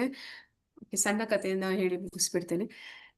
ಇಲ್ಲಿ ಏನಂತ ಹೇಳ್ತಾರೆ ಅಂದ್ರೆ, ಪರೀಕ್ಷಿತ ಮಹಾರಾಜನ ಹಾಗೆ ಇನ್ನೊಬ್ಬರು ಕೂಡ ಶ್ರವಣದ ಮೂಲಕ ಪರಿಪೂರ್ಣತೆಯನ್ನ ಸಾಧಿಸಿದ್ರು ಅಂತ. ಅಂದ್ರೆ ಆ ಆತ್ಮದೇವ ಅಂತ ಒಬ್ಬ ಋಷಿ, ಅವನಿಗೆ ಮಕ್ಕಳಿರ್ಲಿಲ್ಲ. ಆಗ ಅವನು ಆ ಭಗವಂತನ ಭಕ್ತಿ ಮಾಡಿ ಒಂದು ಮಾವಿನ ಹಣ್ಣನ್ನ ತರ್ತಾನೆ. ಅವನ ಹೆಂಡತಿ ಹೆಸರು ದುಮ್ದುಬಿ ಅಂತ ಅನ್ಸುತ್ತೆ. ದುಮ್ ಗೊತ್ತಿದೆ ಪ್ರಭುಜಿ? ಹೌದು ಮಾತಾಜಿ. ಹಾ, ಹಾ, ಗೊತ್ತಿದೆ ಮಾತಾಜಿ. ಓಕೆ. ಆ ದುಂದುಲಿ. ದುಂದುಲಿ ಅವಳಿಗೆ ಆ ಹಣ್ಣನ್ನ ತಗೊಂಡೋಗಿ ಕೊಟ್ರೆ, ಅವಳು ನಾನೀಗ ಪ್ರೆಗ್ನೆಂಟ್ ಆದ್ರೆ ನನ್ನ ಸೌಂದರ್ಯ ಹೊರಟೋಗುತ್ತೆ, ಮತ್ತೆ ಕಷ್ಟ ಆಗುತ್ತೆ ಹೆರಿಗೆ, ಅದೆಲ್ಲ ನಾನು ಸಹಿಸಕ್ಕಾಗಲ್ಲ ಅಂತ ಹೇಳಿ ಏನ್ ಮಾಡ್ತಾಳೆ, ನಾಟಕ ಆಡ್ತಾಳೆ. ಪ್ರೆಗ್ನೆಂಟ್ ಆದಾಗೆ ನಾಟಕ ಆಡ್ತಾಳೆ ಗಂಡನ ಹತ್ರ. ಆದ್ರೆ ತಂಗಿ ಮಾತಾಜಿ ಅವ್ರು ತಂಗಿ ಕೊಡ್ತಾರೆ ಅವ್ರನ್ನ ಹಣ್ಣು ಇಲ್ಲ ತಂಗಿ ಕೊಡಲ್ಲ, ಹಸುವಿಗೆ ಹಾಕ್ತಾಳೆ. ಕೊಟ್ಟಿಗೆ ಮಾತಾಜಿ. ಹಾಕ್ತಾಳೆ ಹಸುಗೆ ಹಣ್ಣನ ಹಾಕ್ತಾಳೆ. ಹಣ್ಣನ ಹಸುಗಾಕ್ತಾಳೆ, ಹಸುಗಾಕ್ತಾಳೆ. ಮಗುನ ತಂಗಿ ತಂಗಿ ಮೇಲೆ ಇದ್ ಮಗುನ ಮಾಡ್ತಾಳೆ. ತಗೊಂಬಂದ್ಬಿಡ್ತಾಳೆ. ಸರಿ ಮಾತಾಜಿ. ತಂಗಿ ಮಗುನ್ ತರ್ತಾಳೆ. ಮಾತಾಜಿ ಹೇಳ್ಬಿಡಿ, ಮಾತಾಜಿ ಹೇಳ್ಬಿಡಿ. ಹಸುವಿನ ಮಗು ಅದಕ್ಕೆ ಏನು ಹುಟ್ಟುತ್ತೆ, ಆ ಮಗುವಿಗೆ ಅದೊಂದು ಮನುಷ್ಯ ರೂಪದಲ್ಲೇ ಇರುತ್ತೆ, ಆದ್ರೆ ಕಿವಿ ಮಾತ್ರ ಕರುವಿನ ರೀತಿ ದೊಡ್ಡ ಕಿವಿಗಳಿರುತ್ತೆ. ಆಮೇಲೆ ಏನಾಗುತ್ತೆ, ಈ ಎರಡು ಮಕ್ಕಳು ಕೂಡ ಅವನು ಆತ್ಮದೇವ ಏನಿದ್ದಾನೆ ಅವನು ನಾಮಕರಣ ಮಾಡ್ತಾನೆ. ಆಗ ಅದೊಂದು ಕಾರಿ ಅಂತ ಹೆಸರಿಡ್ತಾನೆ ಅವಳ ತಂಗಿಯ ಮಗನಿಗೆ. ಅಂದ್ರೆ ತನ್ ಮಗು ಅಂತ ಹೇಳಿ ಅವಳು ಕೊಡ್ತಾಳೆ. ಮತ್ತೆ ಆ ಒಂದು ಹಸುವಿನಿಂದ ಹುಟ್ಟಿದಂತ ಮಗುವಿಗೆ ಗೋಕರ್ಣ ಅಂತ ಹೆಸರಿಡ್ತಾರೆ. ಆಮೇಲೆ ಏನಾಗುತ್ತೆ, ಒಂದ್ಸಲಿ ಗೋಕರ್ಣ ಇವನು ಬ್ರಹ್ಮಚಾರಿ ಆಗ್ತಾನೆ, ಮತ್ತೆ ಭಕ್ತಿ ಮಾಡ್ತಾನೆ, ತುಂಬಾ ಒಳ್ಳೆ ಭಕ್ತ ಅನಿಸ್ಕೋತಾನೆ. ಆದ್ರೆ ಇಲ್ಲಿ ದುಂದುಕಾರಿ ಏನ್ ಮಾಡ್ತಾನೆ, ಎಲ್ಲ ಬೇಡದನ್ನೇ ಮಾಡ್ತಾ ಇರ್ತಾನೆ. ಅಂದ್ರೆ ಅವನ್ಗೆ 5 ಜನ ಹೆಂಡತಿಯರಿರ್ತಾರೆ, ಎಲ್ಲರನ್ನು ಕೂಡ ಸುಲಿಗೆ ಮಾಡುವಂಥದ್ದು, ಎಲ್ಲರಿಗೂ ಹಿಂಸೆ ಕೊಡುವಂಥದ್ದು, ಎಲ್ಲರಿಗೂ ನೋವು ಕೊಡುವಂಥದ್ದು, ಆ ಒಂದು ಜೀವನ ಕ್ರಮ ಅವನ ಭೋಗಕ್ಕಾಗಿ ಇನ್ನೊಬ್ಬರನ್ನ ಅವನು ನೋಯಿಸುವಂತ ಕೆಲಸ ಮಾಡ್ತಾ ಇರ್ತಾನೆ. ಕೊನೆಗೆ ಏನ್ ಮಾಡ್ತಾನೆ, ಆ ದುಂದುಲಿನೂ ಕೂಡ ಅವ್ನು ಸಾಯ್ಸಕ್ಕೆ ಹೋಗ್ತಾನೆ. ಆಗ ಅವಳು ಏನ್ ಮಾಡ್ತಾಳೆ, ಆತ್ಮಹತ್ಯೆ ಮಾಡ್ಕೊಳ್ತಾಳೆ ಅಂತ ಹೇಳ್ತಾರೆ. ಹೀಗೆ ಎಲ್ಲ ಬೇಡದನ್ನೇ ಆ ವ್ಯಕ್ತಿ ಮಾಡ್ತಾ ಇರ್ತಾನೆ. ಕೊನೆಗೆ ಏನಾಗುತ್ತೆ ಅಂದ್ರೆ, ಅವನ ಹೆಂಡತಿಯರೇ ಅವನನ್ನ ಸಾಯಿಸ್ಬಿಟ್ಟು ಆ ಮನೆಯಲ್ಲೇ ಮುಚ್ಚಿಬಿಡ್ತಾರೆ. ಈ ಗೋಕರ್ಣ ಏನ್ ಮಾಡ್ತಾನೆ, ಅವನು ಮನೆಗೆ ವಾಪಸ್ ಆದಾಗ ಅವನಿಗೆ ಗೊತ್ತಾಗುತ್ತೆ, ಅಂದ್ರೆ ಹೆಂಡತಿಯರಾಗಿರಲ್ಲ ಮಾತಾಜಿ, ಅವರು ವೇಶ್ಯಾವಾಟಿಕೆ ಮಾಡೋ ಮಹಿಳೆಯರಾಗಿರ್ತಾರೆ. ಅವ್ರ ಅಪ್ಪನು ದೇಶಾಂತರ ಹೋಗಿರ್ತಾನೆ, ಅವ್ರ ಅಮ್ಮನ್ನು ಸಾಯಿಸ್ತಾನೆ. ಅವ್ನ ಅಲ್ಲಿಗೆ ಹೋಗ್ಬೇಕಾಗಿರ್ತಲ್ಲ, ಅವ್ರನ್ನ ಕರ್ಕೊಂಡ್ಬಂದು ಇಲ್ಲೇ ವೇಶ್ಯಾವಾಟಿಕೆ ಮನೇಲಿ ಇಟ್ಕೊಂತಾನೆ.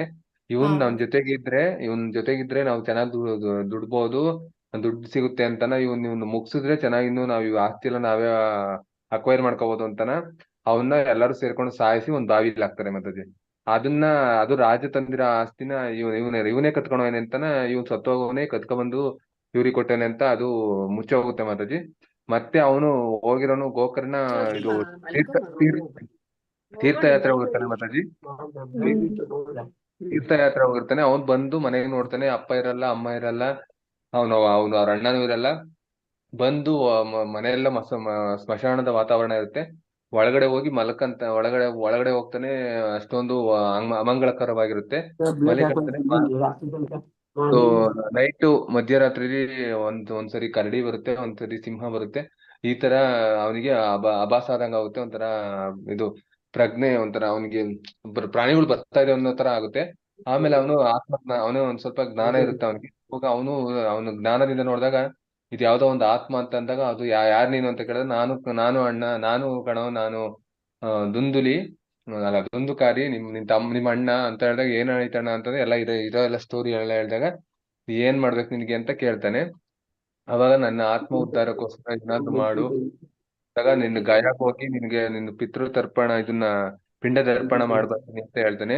ಆಗಲ್ಲ ಗೋಕರ್ಣ, ಏನೇ ಮಾಡಿದ್ರು ನಾನು ಅಲ್ಪ ಪಾಪ ಮಾಡಿದೀನಿ. ತಂದೆ ಸಾಯಿಸಿದೀನಿ, ತಾಯಿ ಸಾಯಿಸಿದೀನಿ, ವೇಶ್ಯಾವಾಟಿಕೆ ಮಾಡಿದೀನಿ, ಮದ್ಯಪಾನ ಮಾಡಿದೀನಿ, ಇದನ್ನೆಲ್ಲಾ ಮಾಡಿದೀನಿ, ಅದರಿಂದ ನನ್ಗೆ ಇದಾಗಲ್ಲ ಅಂತ ಹೇಳ್ತಾನೆ ಮಾತಾಜಿ. ಅದಕ್ಕೋಸ್ಕರ ಏನ್ ಯಾರೋ ಡಿಸ್ಟರ್ಬೆನ್ಸ್ ಇದೆ, ಸ್ವಲ್ಪ ಮಾತಾಜಿ ಮ್ಯೂಟ್ ಮ್ಯೂಟ್ ಮಾಡ್ಕೊಳ್ಳಿ. ಹಾ ಮತ್ತೆ ಅವನು ಏನ್ ಮಾಡ್ಬೇಕು ಅಂತಂದ್ರೆ ಅವನಿಗೆ ಸೂರ್ಯದೇವನ ಹತ್ರ ಪ್ರಾರ್ಥನೆ ಮಾಡ್ತಾನೆ. ನಮ್ಮ ಅಣ್ಣನ್ಗೋಸ್ಕರ ನಾನು ಏನಾದ್ರು ಮಾಡ್ಬೇಕು ಅಂತಂದ್ರೆ ಸೂರ್ಯದೇವ ಹೇಳ್ತಾನೆ, ನೀನ್ ಭಾಗವತ ಸೇವೆ ಮಾಡು, ಭಾಗವತನ ಸಪ್ತಾಹ ಮಾಡು, ಅದರಿಂದ ನಿಮ್ಮ ಅಪ್ಪ ಅಮ್ಮ ಅವನು 3 ಉದ್ಧಾರ ಆಗ್ತಾರೆ ಅಂತ ಹೇಳ್ತಾನೆ. ಭಾಗವತ ಸಪ್ತಾಹ ಮಾಡಕ್ಕೆ ಎಲ್ಲಾ ರೆಡಿ ಮಾಡಿ ಕೂತಿರ್ತಾನೆ ಮಾತಾಜಿ. ನಾನೆಲ್ಲಿ ಕೂತ್ಕೊಳ್ಳಿ ಅಂತ ಕೇಳ್ತಾನೆ ಯಾರನ್ನ, ಗೋಕರ್ಣನ. ಯಾಕಂದ್ರೆ ಅವನು ಗಾಳಿ ರೂಪದಲ್ಲಿ ಇರ್ತಾನೆ, ಅಂದ್ರೆ ಆತ್ಮದ ರೂಪದಲ್ಲಿ ಇರ್ತಾನೆ, ಎಲ್ಲೂ ಕೂತ್ಕೊಳಕಿರಲ್ಲ. ಒಂದು ಬಿದ್ರು ಬೊಂಬಲ್ಲಿ ಕೂತ್ಕೊ ಅಂತ ಹೇಳ್ತಾನೆ. ಬಿದ್ರು ಬೊಂಬಲ್ ಕೂತ್ಕೊಂಡಾಗ ಒಂದಿನ ಕತೆ ಕೇಳಿದ್ಮೇಲೆ ಬಿದ್ರು ಬೊಂಬು ಪಟ್ಟಂತ ಹೊಡ್ಕೊಳತ್ತೆ, 1 ಗಂಟೆ ಹೊಡೆಯುತ್ತೆ. 7 ದಿನ ಹೊಡೆದಾಗ ಗಂಟು ಹೊಡ್ಕೊಂಡು ಈಚಿ ಬರ್ತಾನ ಅವನು. ಆತ್ಮರೂಪದಿಂದ ಮನುಷ್ಯ ರೂಪದಲ್ಲಿ ಈಚಿ ಬಂದು ಮೇಲ್ಗಡೆಯಿಂದ ಪುಷ್ಪಕ ವಿಮಾನ ಬಂದು ಅವನು ಕರ್ಕೊಂಡು ಹೋಗುತ್ತೆ ಮಾತಾಜಿ. ಅಂದ್ರೆ 7 ದಿನನೂ ಕಂಟಿನ್ಯೂಸ್ ಅಲ್ಲಿ ಕೇಳ್ತಿದ್ ಜನ ಎಲ್ಲ ಏನ್ ಮಾಡ್ತಾರೆ, ನಾವೆಲ್ಲ ಕೇಳಿದ್ವಿ, ನಿನ್ ತಮ್ಮನೇ ಒಬ್ನೇನ ನಿಮ್ಮ ಅಣ್ಣ ಒಬ್ನೇನ ಕೇಳಿದ್ದು ಅಂತ ಅಂದಾಗ ಅವಾಗ ನೀವು ಕೇಳಿದ್ರ, ಆದ್ರೆ ಅವನು ಅದನ್ನೇ ಮತ್ತೆ ಮನನ ಮಾಡ್ಕೊಂಡು ಸ್ಮರಣೆ ಮಾಡ್ಕೊಂಡು ಆ ಗಂಟಲ್ಲೇ ಕೂತ್ಕೊಂಡು ಕೇಳ್ದ. ಅದರಿಂದ ಅವನಿಗೆ ಮುಕ್ತಿ ಸಿಕ್ತು. ನೀವು ಮತ್ತೆ ಕೇಳಿ ಭಗವಂತನ ವೈಕುಂಠ ಧಾಮಕ್ಕೆ ಹೋಗ್ರಿ ಅಂತ ಹೇಳ್ತಾನೆ ಮಾತಾಜಿ. ಹರೇ ಕೃಷ್ಣ ಧನ್ಯವಾದಗಳು ಪ್ರಭುಜಿ. ಹರೇ ಕೃಷ್ಣ. ಅಂದ್ರೆ ಪ್ರಭುಜಿ ಹೇಳಿದಾಗೆ ಅವನು ಯಾಕೆ ಅವನ್ ಮಾತ್ರ ಹೋದ ಅಂತಂದ್ರೆ ಅವರು ಅಷ್ಟು ಈಗ ಈ ಒಂದು 10ನೇ ಅಧ್ಯಾಯದ ಹೆಸರದೆ ಅಂದ್ರೆ ಸ್ಮರಣೆ ಮತ್ತೆ ಶ್ರವಣದ ತಂತ್ರಗಳು ಅಂದ್ರೆ ಇಂಗ್ಲಿಷ್ ಅಲ್ಲಿ ಟೆಕ್ನಿಕ್ಸ್ ಅಂತ. ಯಾವ ರೀತಿ ಟೆಕ್ನಿಕಲಿ ನಾವು ಕೇಳ್ಬೇಕು ಅಂತ, ಯಾವ ರೀತಿ ಕೇಳ್ಬೇಕು ಅಂದ್ರೆ ಅಷ್ಟು ಗಮನ ಕೊಟ್ಟು ಕೇಳ್ಬೇಕು ಅಂತ. ಅವನು ಅಷ್ಟೇ ಶ್ರದ್ಧೆಯಿಂದ ಗಮನ ಕೊಟ್ಟು ಒಂದು ಮಿಸ್ ಮಾಡ್ದಿರ ಅಷ್ಟು ಗಮನ ಕೊಟ್ಟು ಅದನ್ನ ಕೇಳ್ತಾನೆ, ಆ ಒಂದು ಭಾಗವತವನ್ನ. ಆ ಕೇಳಿದ್ರಿಂದ ಪರೀಕ್ಷಿತ ಮಹಾರಾಜನ ಹಾಗೆ ಅವನು ಕೂಡ ಅದರಿಂದ ಉದ್ಧಾರ ಆಗ್ತಾನೆ. ಅಂದ್ರೆ ಅವ್ನು ಮಾಡಿದಂತಹ ಎಲ್ಲಾ ಪಾಪ ಕರ್ಮಗಳಿಗೆ ಅವನಿಗೆ ಎಂತದೇ ಪಿತೃತರ್ಪಣ ಇನ್ನೇನೇ ಕರ್ಮಗಳನ್ನ ಮಾಡಿದ್ರು ಕೂಡ ಅವನ ಆತ್ಮ ಅದು ಉದ್ಧಾರ ಆಗುದಿಲ್ಲ.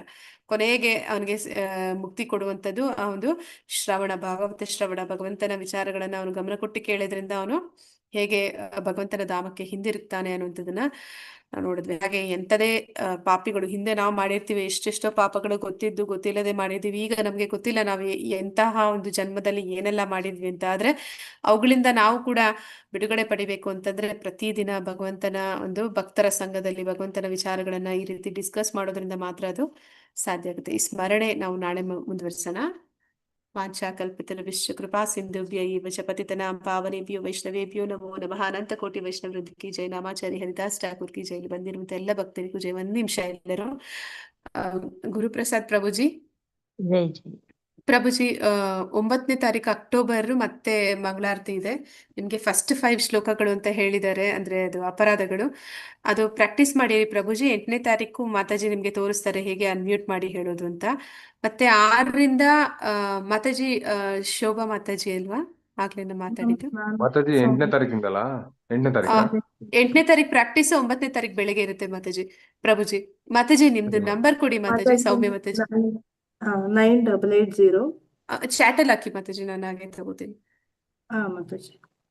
ಮತ್ತೆ ಇನ್ನೊಂದು ಅರ್ಚನಾ ಮಾತಾಜಿ. ಹರೇ ಕೃಷ್ಣ. ಕೃಷ್ಣ ಮಾತಾಜಿ.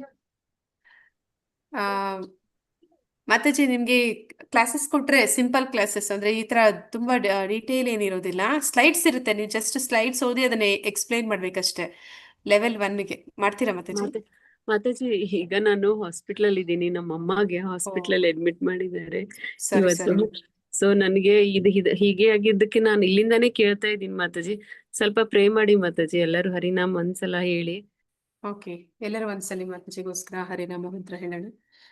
ಹರೇ ಕೃಷ್ಣ ಕೃಷ್ಣ ಕೃಷ್ಣ ಹರೇ ಹರೇ ಹರೇ ರಾಮ ರಾಮ ರಾಮ ಹರೇ ಹರೇ ಹರೇ ಕೃಷ್ಣ ಕೃಷ್ಣ ಕೃಷ್ಣ ಹರೇ ಹರೇ ಹರೇ ರಾಮ ರಾಮ ರಾಮ ಹರೇ ಹರೇ ಹರೇ ಕೃಷ್ಣ ಕೃಷ್ಣ ಕೃಷ್ಣ ಹರೇ ಹರೇ ಹರೇ ರಾಮ ರಾಮ ರಾಮ ಹರೇ ಹರೇ ಹರೇ ಕೃಷ್ಣ ಮಾತಾಜಿ.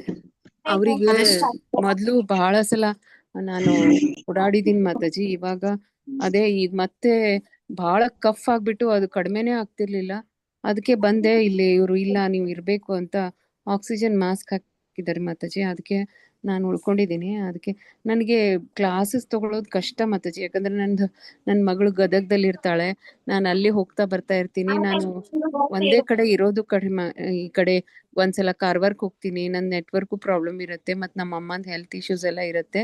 ಸ್ವಲ್ಪ ನಂಗೆ ಟೈಮ್ ಕೊಡಿ ಮಾತಾಜಿ. ಆಮೇಲೆ ನಾನೇ ಇದನ್ನ ಮಾಡ್ತೀನಿ ಮಾತಾಜಿ. ನಂಗೆ ಆಕ್ಚುಲಿ ಭಕ್ತಿ ವೃಕ್ಷ ಮಾಡ್ಬೇಕಂತ ಇದೆ.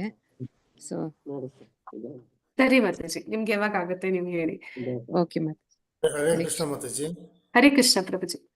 ಮಾತಾಜಿ, ನಮ್ಮ ತಾಯಿಗೂ ನಿನ್ನೆ ಆಸ್ಪತ್ರೆ ಕರ್ಕೊಂಡು ತುಂಬಾ ಕಫ ಆಯ್ತು ಮಾತಾಜಿ. ತುಂಬಾ ಅಯ್ಯೋ. ಉಸಿರಾಟ ಪ್ರಾಬ್ಲಮ್ ಆಯ್ತು ಮಾತಾಜಿ. ಎಲ್ಲರಿಗೂ ಸ್ವಲ್ಪ ಇದೇ ಪ್ರಾಬ್ಲಮ್ ಬರ್ತಿದೆ ಪ್ರಭುಜಿ. ಫುಲ್ಲು ಕೋಲ್ಡ್ ಫೀವರ್ ಇದೆ, ತುಂಬಾ ಅತಿ ಆಗ್ತಾ ಇದೆ. ಹೌದು ಕ್ಲೈಮೇಟು ಮಾತಾಜಿ. ತೀರಾ ಕೆಟ್ಟದಾಗಿದೆ. ಅದಕ್ಕೆ ಮಾತಾಜಿ ನಮ್ಮ ತಾಯಿಗೂ ಹೇಳ್ಕೊಟ್ಟಿದ್ದೀನಿ, ಹರೇ ಕೃಷ್ಣ ಮಂತ್ರ ಹೇಳ್ಕೊಟ್ಟಿದ್ದೀನಿ ಮಾತಾಜಿ. ಈಗ ಒಂದ್ಸರಿ ಎಲ್ಲರೂ ನಮ್ಮ ತಾಯಿಗೋಸ್ಕರ ಮಾಡಿ ಮಾತಾಜಿ. ಓಕೆ ಪ್ರಭುಜಿ. ಹರೇ ಕೃಷ್ಣ ಕೃಷ್ಣ ಕೃಷ್ಣ ಹರೇ ಹರೇ ಹರೇ ರಾಮ ರಾಮ ರಾಮ ಹರೇ ಹರೇ ಹರೇ ಕೃಷ್ಣ ಕೃಷ್ಣ ಕೃಷ್ಣ ಹರೇ ಹರೇ ಹರೇ ರಾಮ ರಾಮ ರಾಮ ಹರೇ ಹರೇ ಹರೇ ಕೃಷ್ಣ ಕೃಷ್ಣ ಕೃಷ್ಣ ಹರೇ ಹರೇ ಹರೇ ರಾಮ ರಾಮ ರಾಮ ಹರೇ ಹರೇ ಹಾ ಹಾ ಹರೇ ಕೃಷ್ಣ. ಹರೇ ಕೃಷ್ಣ ಮಾತಾಜಿ.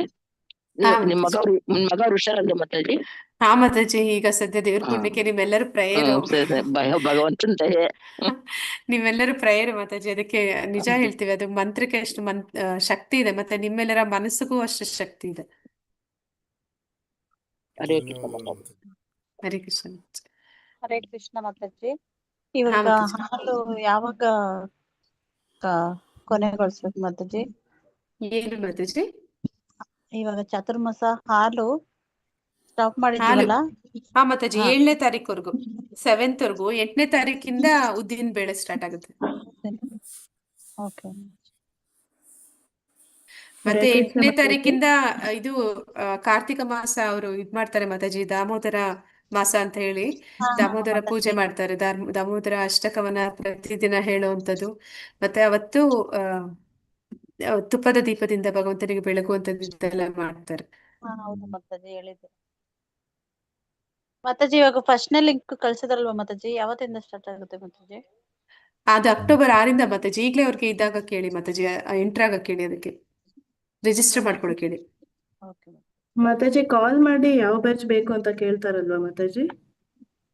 ಇಲ್ಲ ಮಾತಾಜಿ, ನೀವು ಅಲ್ಲಿ ಆ ಲಿಂಕ್ ಅಲ್ಲಿ ಹೋಗಿ ರಿಜಿಸ್ಟರ್ ಮಾಡೋವಾಗ್ಲೇ ನಿಮ್ಗೆ ಯಾವ ಬ್ಯಾಚ್ ಬೇಕು, ಯಾವ ಟೈಮ್ ಬೇಕು, ಯಾವ ಲ್ಯಾಂಗ್ವೇಜ್ ಬೇಕು ಎಲ್ಲ ಮಾಡ್ಕೋಬಹುದು, ಚೂಸ್ ಮಾಡ್ಕೊಳ್ಬಹುದು. ಅದೇ ನಿಮ್ ನಮ್ ಏಜ್ ಗ್ರೂಪ್ ಅದೆಲ್ಲ. ನಮ್ ತಂಗಿ, ನಮ್ ಕಸಿನ್ ಅವರೆಲ್ಲ ಸೇರ್ತಿದ್ದಾರೆ. ಹಂಗಾಗಿ ರಿಜಿಸ್ಟರ್ ಮಾಡಕ್ ಹೇಳಿದ್ದೆ ಮಾತಾಜಿ ನಾನು. ಹಾ ಮಾತಾಜಿ, ಆ ಲಿಂಕ್ ಕೊಡಿ. ಅದರಲ್ಲೇ ಡೀಟೇಲ್ಸ್ ಎಲ್ಲ ಸಿಕ್ಬಿಡುತ್ತೆ. ಅವ್ರಿಗೆ ಯಾವ್ದು ಬೇಕು ಅವರೇ ಚೂಸ್ ಮಾಡ್ಕೋಬಹುದು. ಹಾ ಮಾತಾಜಿ, ಥ್ಯಾಂಕ್ ಯು, ಧನ್ಯವಾದಗಳು ಮಾತಾಜಿ. ಹರೇ ಕೃಷ್ಣ. ಹರೇ ಕೃಷ್ಣ ಮಾತಾಜಿ. ಹರೇ ಕೃಷ್ಣ. ಮಾತಾಜಿ, ಧನ್ಯವಾದಗಳು. ಕಲಿಯುಗದಲ್ಲಿ ಸುಲಭದ ಉಪಾಯ ಅಂದ್ರೆ ಅದು ಹರೇ ಕೃಷ್ಣ ಮಂತ್ರವನ್ನ ಪ್ರತಿಯೊಬ್ಬರು ಮಾಡಿದ್ರೆ ಭಗವಂತನ ಸಾನ್ನಿಧ್ಯಕ್ಕೆ ತಲುಪಿಸೋಕೆ ಸುಲಭದ ಉಪಾಯ ಅಂತ ಹೇಳ್ಕೊಟ್ಟಿದ್ದಾರೆ ಮಾತಾಜಿ. ಹಾ ಪ್ರಭುಜಿ, ಅಂದ್ರೆ ಏನಂತ ಹೇಳ್ತಾರೆ ಅಂದ್ರೆ, ಕೆಲವೊಂದು ಜನ ಅದರ ಮಹತ್ವವನ್ನ ತಿಳ್ಕೊಂಡಿಲ್ಲ ಅಂತ ಹೇಳ್ತಾರೆ. ಹೇಗೆ ಅಂತಂದ್ರೆ, ಇವಾಗ ಮನೆಯಲ್ಲಿ ಯಾರಿಗೋ ಏನೋ ಒಂದು ಹುಷಾರ್ ತಪ್ಪಿದೆ, ಡಾಕ್ಟರ್ ಹತ್ರ ಹೋಗ್ತೀರಾ.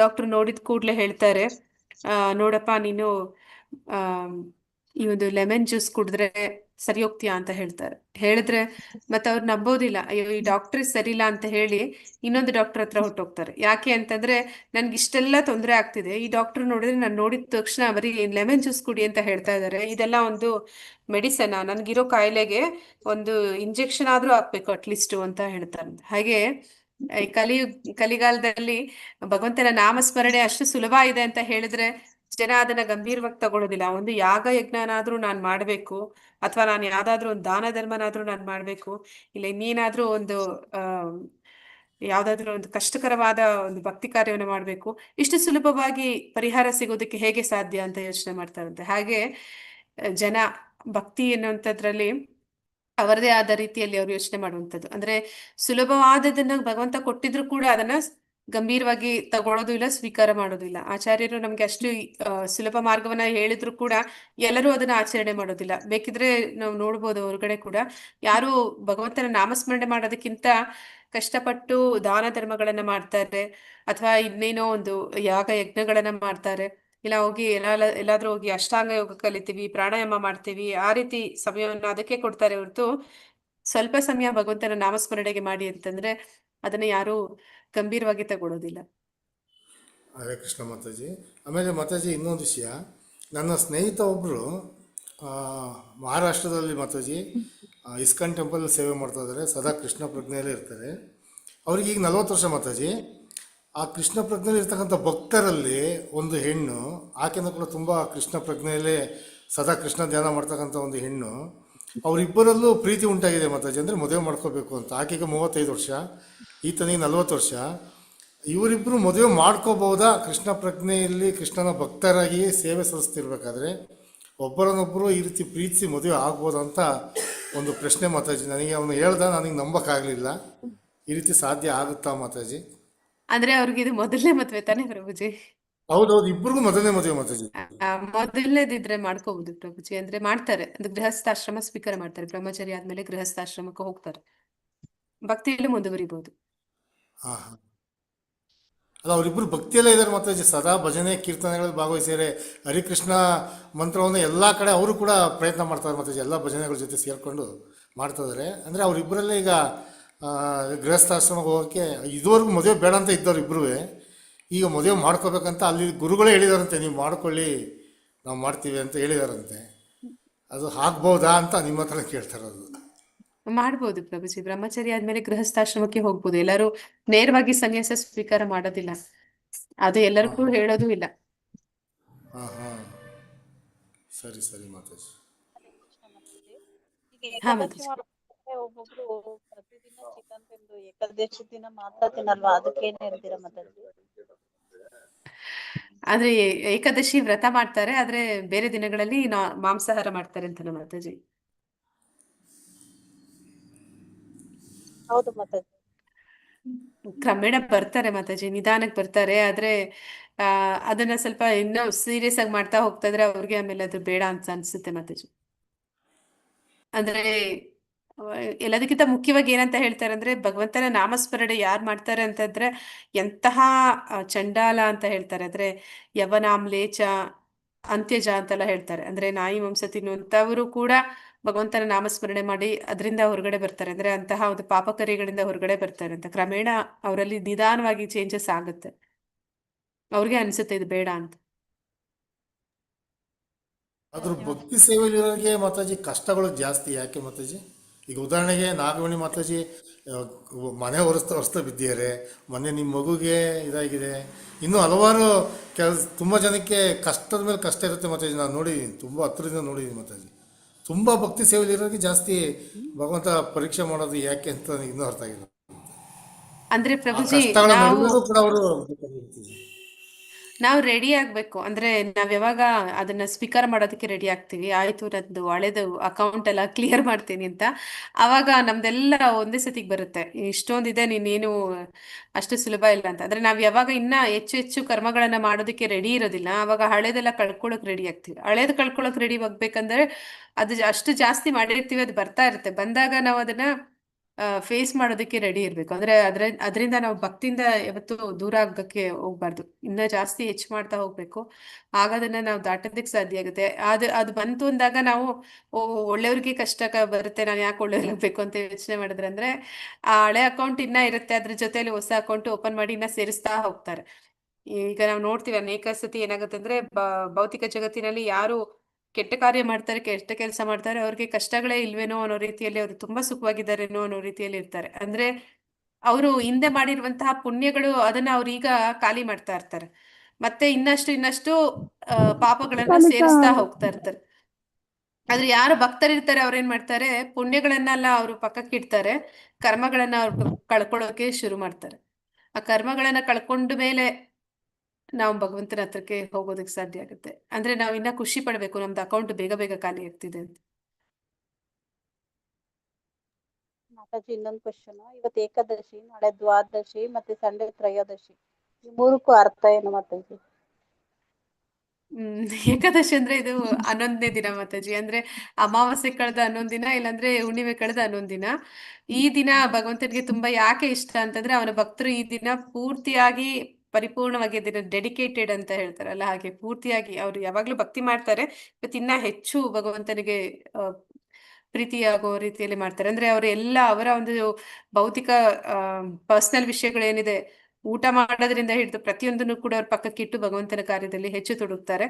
ನಾಳೆ ದ್ವಾದಶಿ ಅಂತಂದ್ರೆ ಇವತ್ತಿನ ಏಕಾದಶಿಯ ಫಲ ನಮ್ಗೆ ಸಿಗೋದು ನಾಳೆ ದ್ವಾದಶಿ ಸಮಯದಲ್ಲಿ. ಅಂದ್ರೆ ಪಾರಾಯಣ ಸಮಯ ಅಂತ ಕೊಡ್ತಾರೆ, ಗ್ರೂಪ್ ಅಲ್ಲಿ ನಾ ಹಾಕ್ತೇನೆ. ಆ ಟೈಮಲ್ಲಿ ಒಂದು ಏಕಾದಶಿ ವ್ರತ ಏನ್ ಮಾಡಿದ್ರು ಅದನ್ನ ಅವರು ಪೂರ್ಣಗೊಳಿಸ್ತಾರೆ. ಆಗ ಪೂರ್ಣಗೊಳಿಸೋದ್ರಿಂದನೇ ನಿಜವಾಗ್ಲೂ ಕೂಡ ಆ ಏಕಾದಶಿಯ ನಿಜವಾದ ಫಲ ನಮ್ಗೆ ಸಿಗುವಂಥದ್ದು. ಅದಕ್ಕಾಗಿ ನಾವು ಉದಾಹರಣೆ ನೋಡ್ತೀವಿ, ಭರತ ಮಹಾರಾಜ ಅವನು ಹೇಗೆ ದ್ವಾದಶಿ ದಿನ ಅವನು ಅಂದ್ರೆ ಆ ಪಾರಾಯಣ ಸಮಯ ಎಷ್ಟು ಟೈಮ್ ಕೊಟ್ಟಿದಾರೆ ಅಷ್ಟರಲ್ಲಿ ನಾವು ಅದನ್ನ ಪೂರ್ತಿ ಮಾಡ್ಬೇಕಾಗುತ್ತೆ. ಮಾಡಿಲ್ಲ ಅಂತಂದ್ರೆ ಮತ್ತದು ಏಕಾದಶಿ ಮಾಡಿದ್ರೆ ವ್ಯರ್ಥ ಆಗುತ್ತೆ ವ್ರತ. ಅದಕ್ಕೆ ಅವನು ಕೊನೆ ಪಕ್ಷ ನೀರನ್ನಾದ್ರೂ ತಗೊಳ್ಳೋಣ ಅಂತ ಅನ್ನೋ ಪ್ರಯತ್ನ ಪಡ್ತಾನೆ. ಹಾಗೆ ತ್ರಯೋದಶಿ ಅಂದ್ರೆ ಮಾತಾಜಿ 13ನೇ. ಹರೇ ಕೃಷ್ಣ. ಮತ್ತೆ ಅಂಬರೀಷ್ ಮಹಾರಾಜ ಮಾತಾಜಿ, ನಾ ಏನ್ ಹೇಳ್ದೆ ಮಾತಾಜಿ? ನೀವು ಭರತ ಮಹಾರಾಜ ಅಂತ ಹೇಳಿ. ಓ ಸಾರಿ, ಕೃಷ್ಣ ಮಾತಾಜಿ. ಥ್ಯಾಂಕ್ಸ್ ಮಾತಾಜಿ, ಕರೆಕ್ಟ್ ಮಾಡಿದ್ರಿ. ಥ್ಯಾಂಕ್ಸ್ ಮಾತಾಜಿ. ಅಂಬರೀಷ ಮಹಾರಾಜ ಸಾರ್. ಹರೇ ಕೃಷ್ಣ ಮಾತಾಜಿ. ಹಾ ಮಾತಾಜಿ. ತ್ರಯೋದಶಿ ತ್ರಯೋದಶಿ ಅಂದ್ರೆ 13ನೇ ದಿನ ಮಾತಾಜಿ. ಅದಕ್ಕೆ ವಿಶೇಷವಾಗಿ ಏನಿದೆ ಅಂತ ನಂಗೆ ಗೊತ್ತಿಲ್ಲ. ಏಕಾದಶಿ ದ್ವಾದಶಿ ಅಂದ್ರೆ ಅದು ಸ್ಪೆಷಲ್ ಡೇಸ್ ಎರಡು. ಓಕೆ, ಧನ್ಯವಾದಗಳು ಮಾತಾಜಿ. ಹರೇ ಕೃಷ್ಣ ಮಾತಾಜಿ.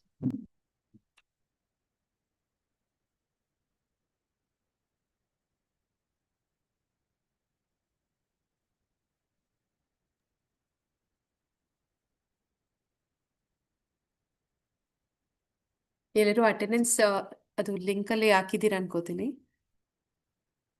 ಹಾಕಿದೀವಿ ಮಾತಾಜಿ. ಹರೇ ಕೃಷ್ಣ. ಹರೇ ಕೃಷ್ಣ. ಮತ್ತೆ ಯಾರಿಗೂ ಏನು ಪ್ರಶ್ನೆಗಳಿಲ್ಲ ಅಂದ್ರೆ ನಾವು ಇಲ್ಲಿಗೆ ಕ್ಲೋಸ್ ಮಾಡೋಣ. ಹರೇ ಕೃಷ್ಣ.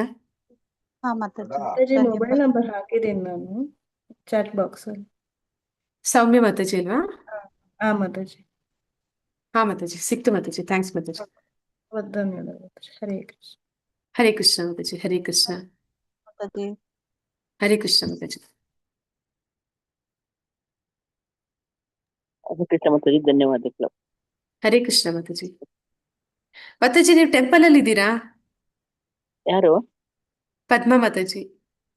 ನಲ್ಮಂಗ್ಲ ಟೆಂಪಲ್ ಇದೆ ಮಾತಾಜಿ. ಓ ಸಾರಿ ಮಾತಾಜಿ, ನೀವಲ್ಲ ಅನ್ಸುತ್ತೆ. ನಾನು ಇಸ್ಕಾನ್ ಟೆಂಪಲ್ ಅಲ್ಲಿ ದಿನ ಬೆಳಿಗ್ಗೆ ಇನ್ನೊಬ್ರು ಇದ್ದಾರೆ ಮಾತಾಜಿ, ಅವ್ರೊಬ್ರು ಇದ್ದಾರೆ. ಕರೆಕ್ಟ್. ನಾನು ಅದು ದಿನ ನೋಡ್ತಾ ಇರ್ತೀನಿ ಆರ್ತಿನಲ್ಲಿ. ಅವ್ರ ಹೆಸರು ಗೊತ್ತಿಲ್ಲ ನನಗೆ, ನಾನು ನೀವೇ ಸರಿ. ಇಲ್ಲ ಮಾತಾಜಿ, ನಾನು ನಮ್ದು ಇಲ್ಲಿ ನಲ್ಮಂಗ್ಲ ಮಾತಾಜಿ ನಮ್ದು. ನಿಮ್ದು ಅಲ್ಲಿ ಇದು ಮಂಗಳೂರು ಇದು ತಾನೆ ಅಲ್ಲ? ಇದು ಇದ್ರಲ್ಲಿ ಇರ್ತೇವೆ, ಹೊಸಕೋಟೆ ಇದ್ರಲ್ಲಿ ಅಲ್ವಾ ಮಾತಾಜಿ ನಿಮ್ದು? ಹೊಸಕೋಟೆ ಇದ್ರಲ್ಲಿ ಹೇಳ್ತಾ ಇರೋದು ನೀವು? ಅಲ್ಲ, ನಾನು ಬೆಳಗ್ಗೆ ಹೊತ್ತು ರಾಧಾ ಗೋವಿಂದ ಟೆಂಪಲ್ ಆರ್ತಿನಲ್ಲಿ ನಾನು ನೋಡ್ತಾ ಇದ್ದೆ ಮಾತಾಜಿನ. ಲೆವೆಲ್ 3 ಬರ್ತಾ ಇದ್ರು ಅವರು. ಅವ್ರ ಹೆಸರು ನಿಮ್ಮ ಹೆಸರು ಅನ್ಕೊಂಡೆ. ಇರ್ಬೇಕು ಅನ್ಸುತ್ತೆ. ಇಬ್ರು ಒಟ್ಟಿಗೆ ಇದೀವಿ ಮಾತಾಜಿ, ಗೊತ್ತಾಗ್ತಾ ಇಲ್ಲ ಅಷ್ಟೇನೆ. ಹಾ ಮಾತಾಜಿ. ನಮ್ದಿಲ್ಲಿ ನೆಲಮಂಗಲ ಟೆಂಪಲ್ ಮಾತಾಜಿ. ಹಾ ಮಾತಾಜಿ. ಓಕೆ ಮಾತಾಜಿ, ಧನ್ಯವಾದಗಳು. ಹರೇ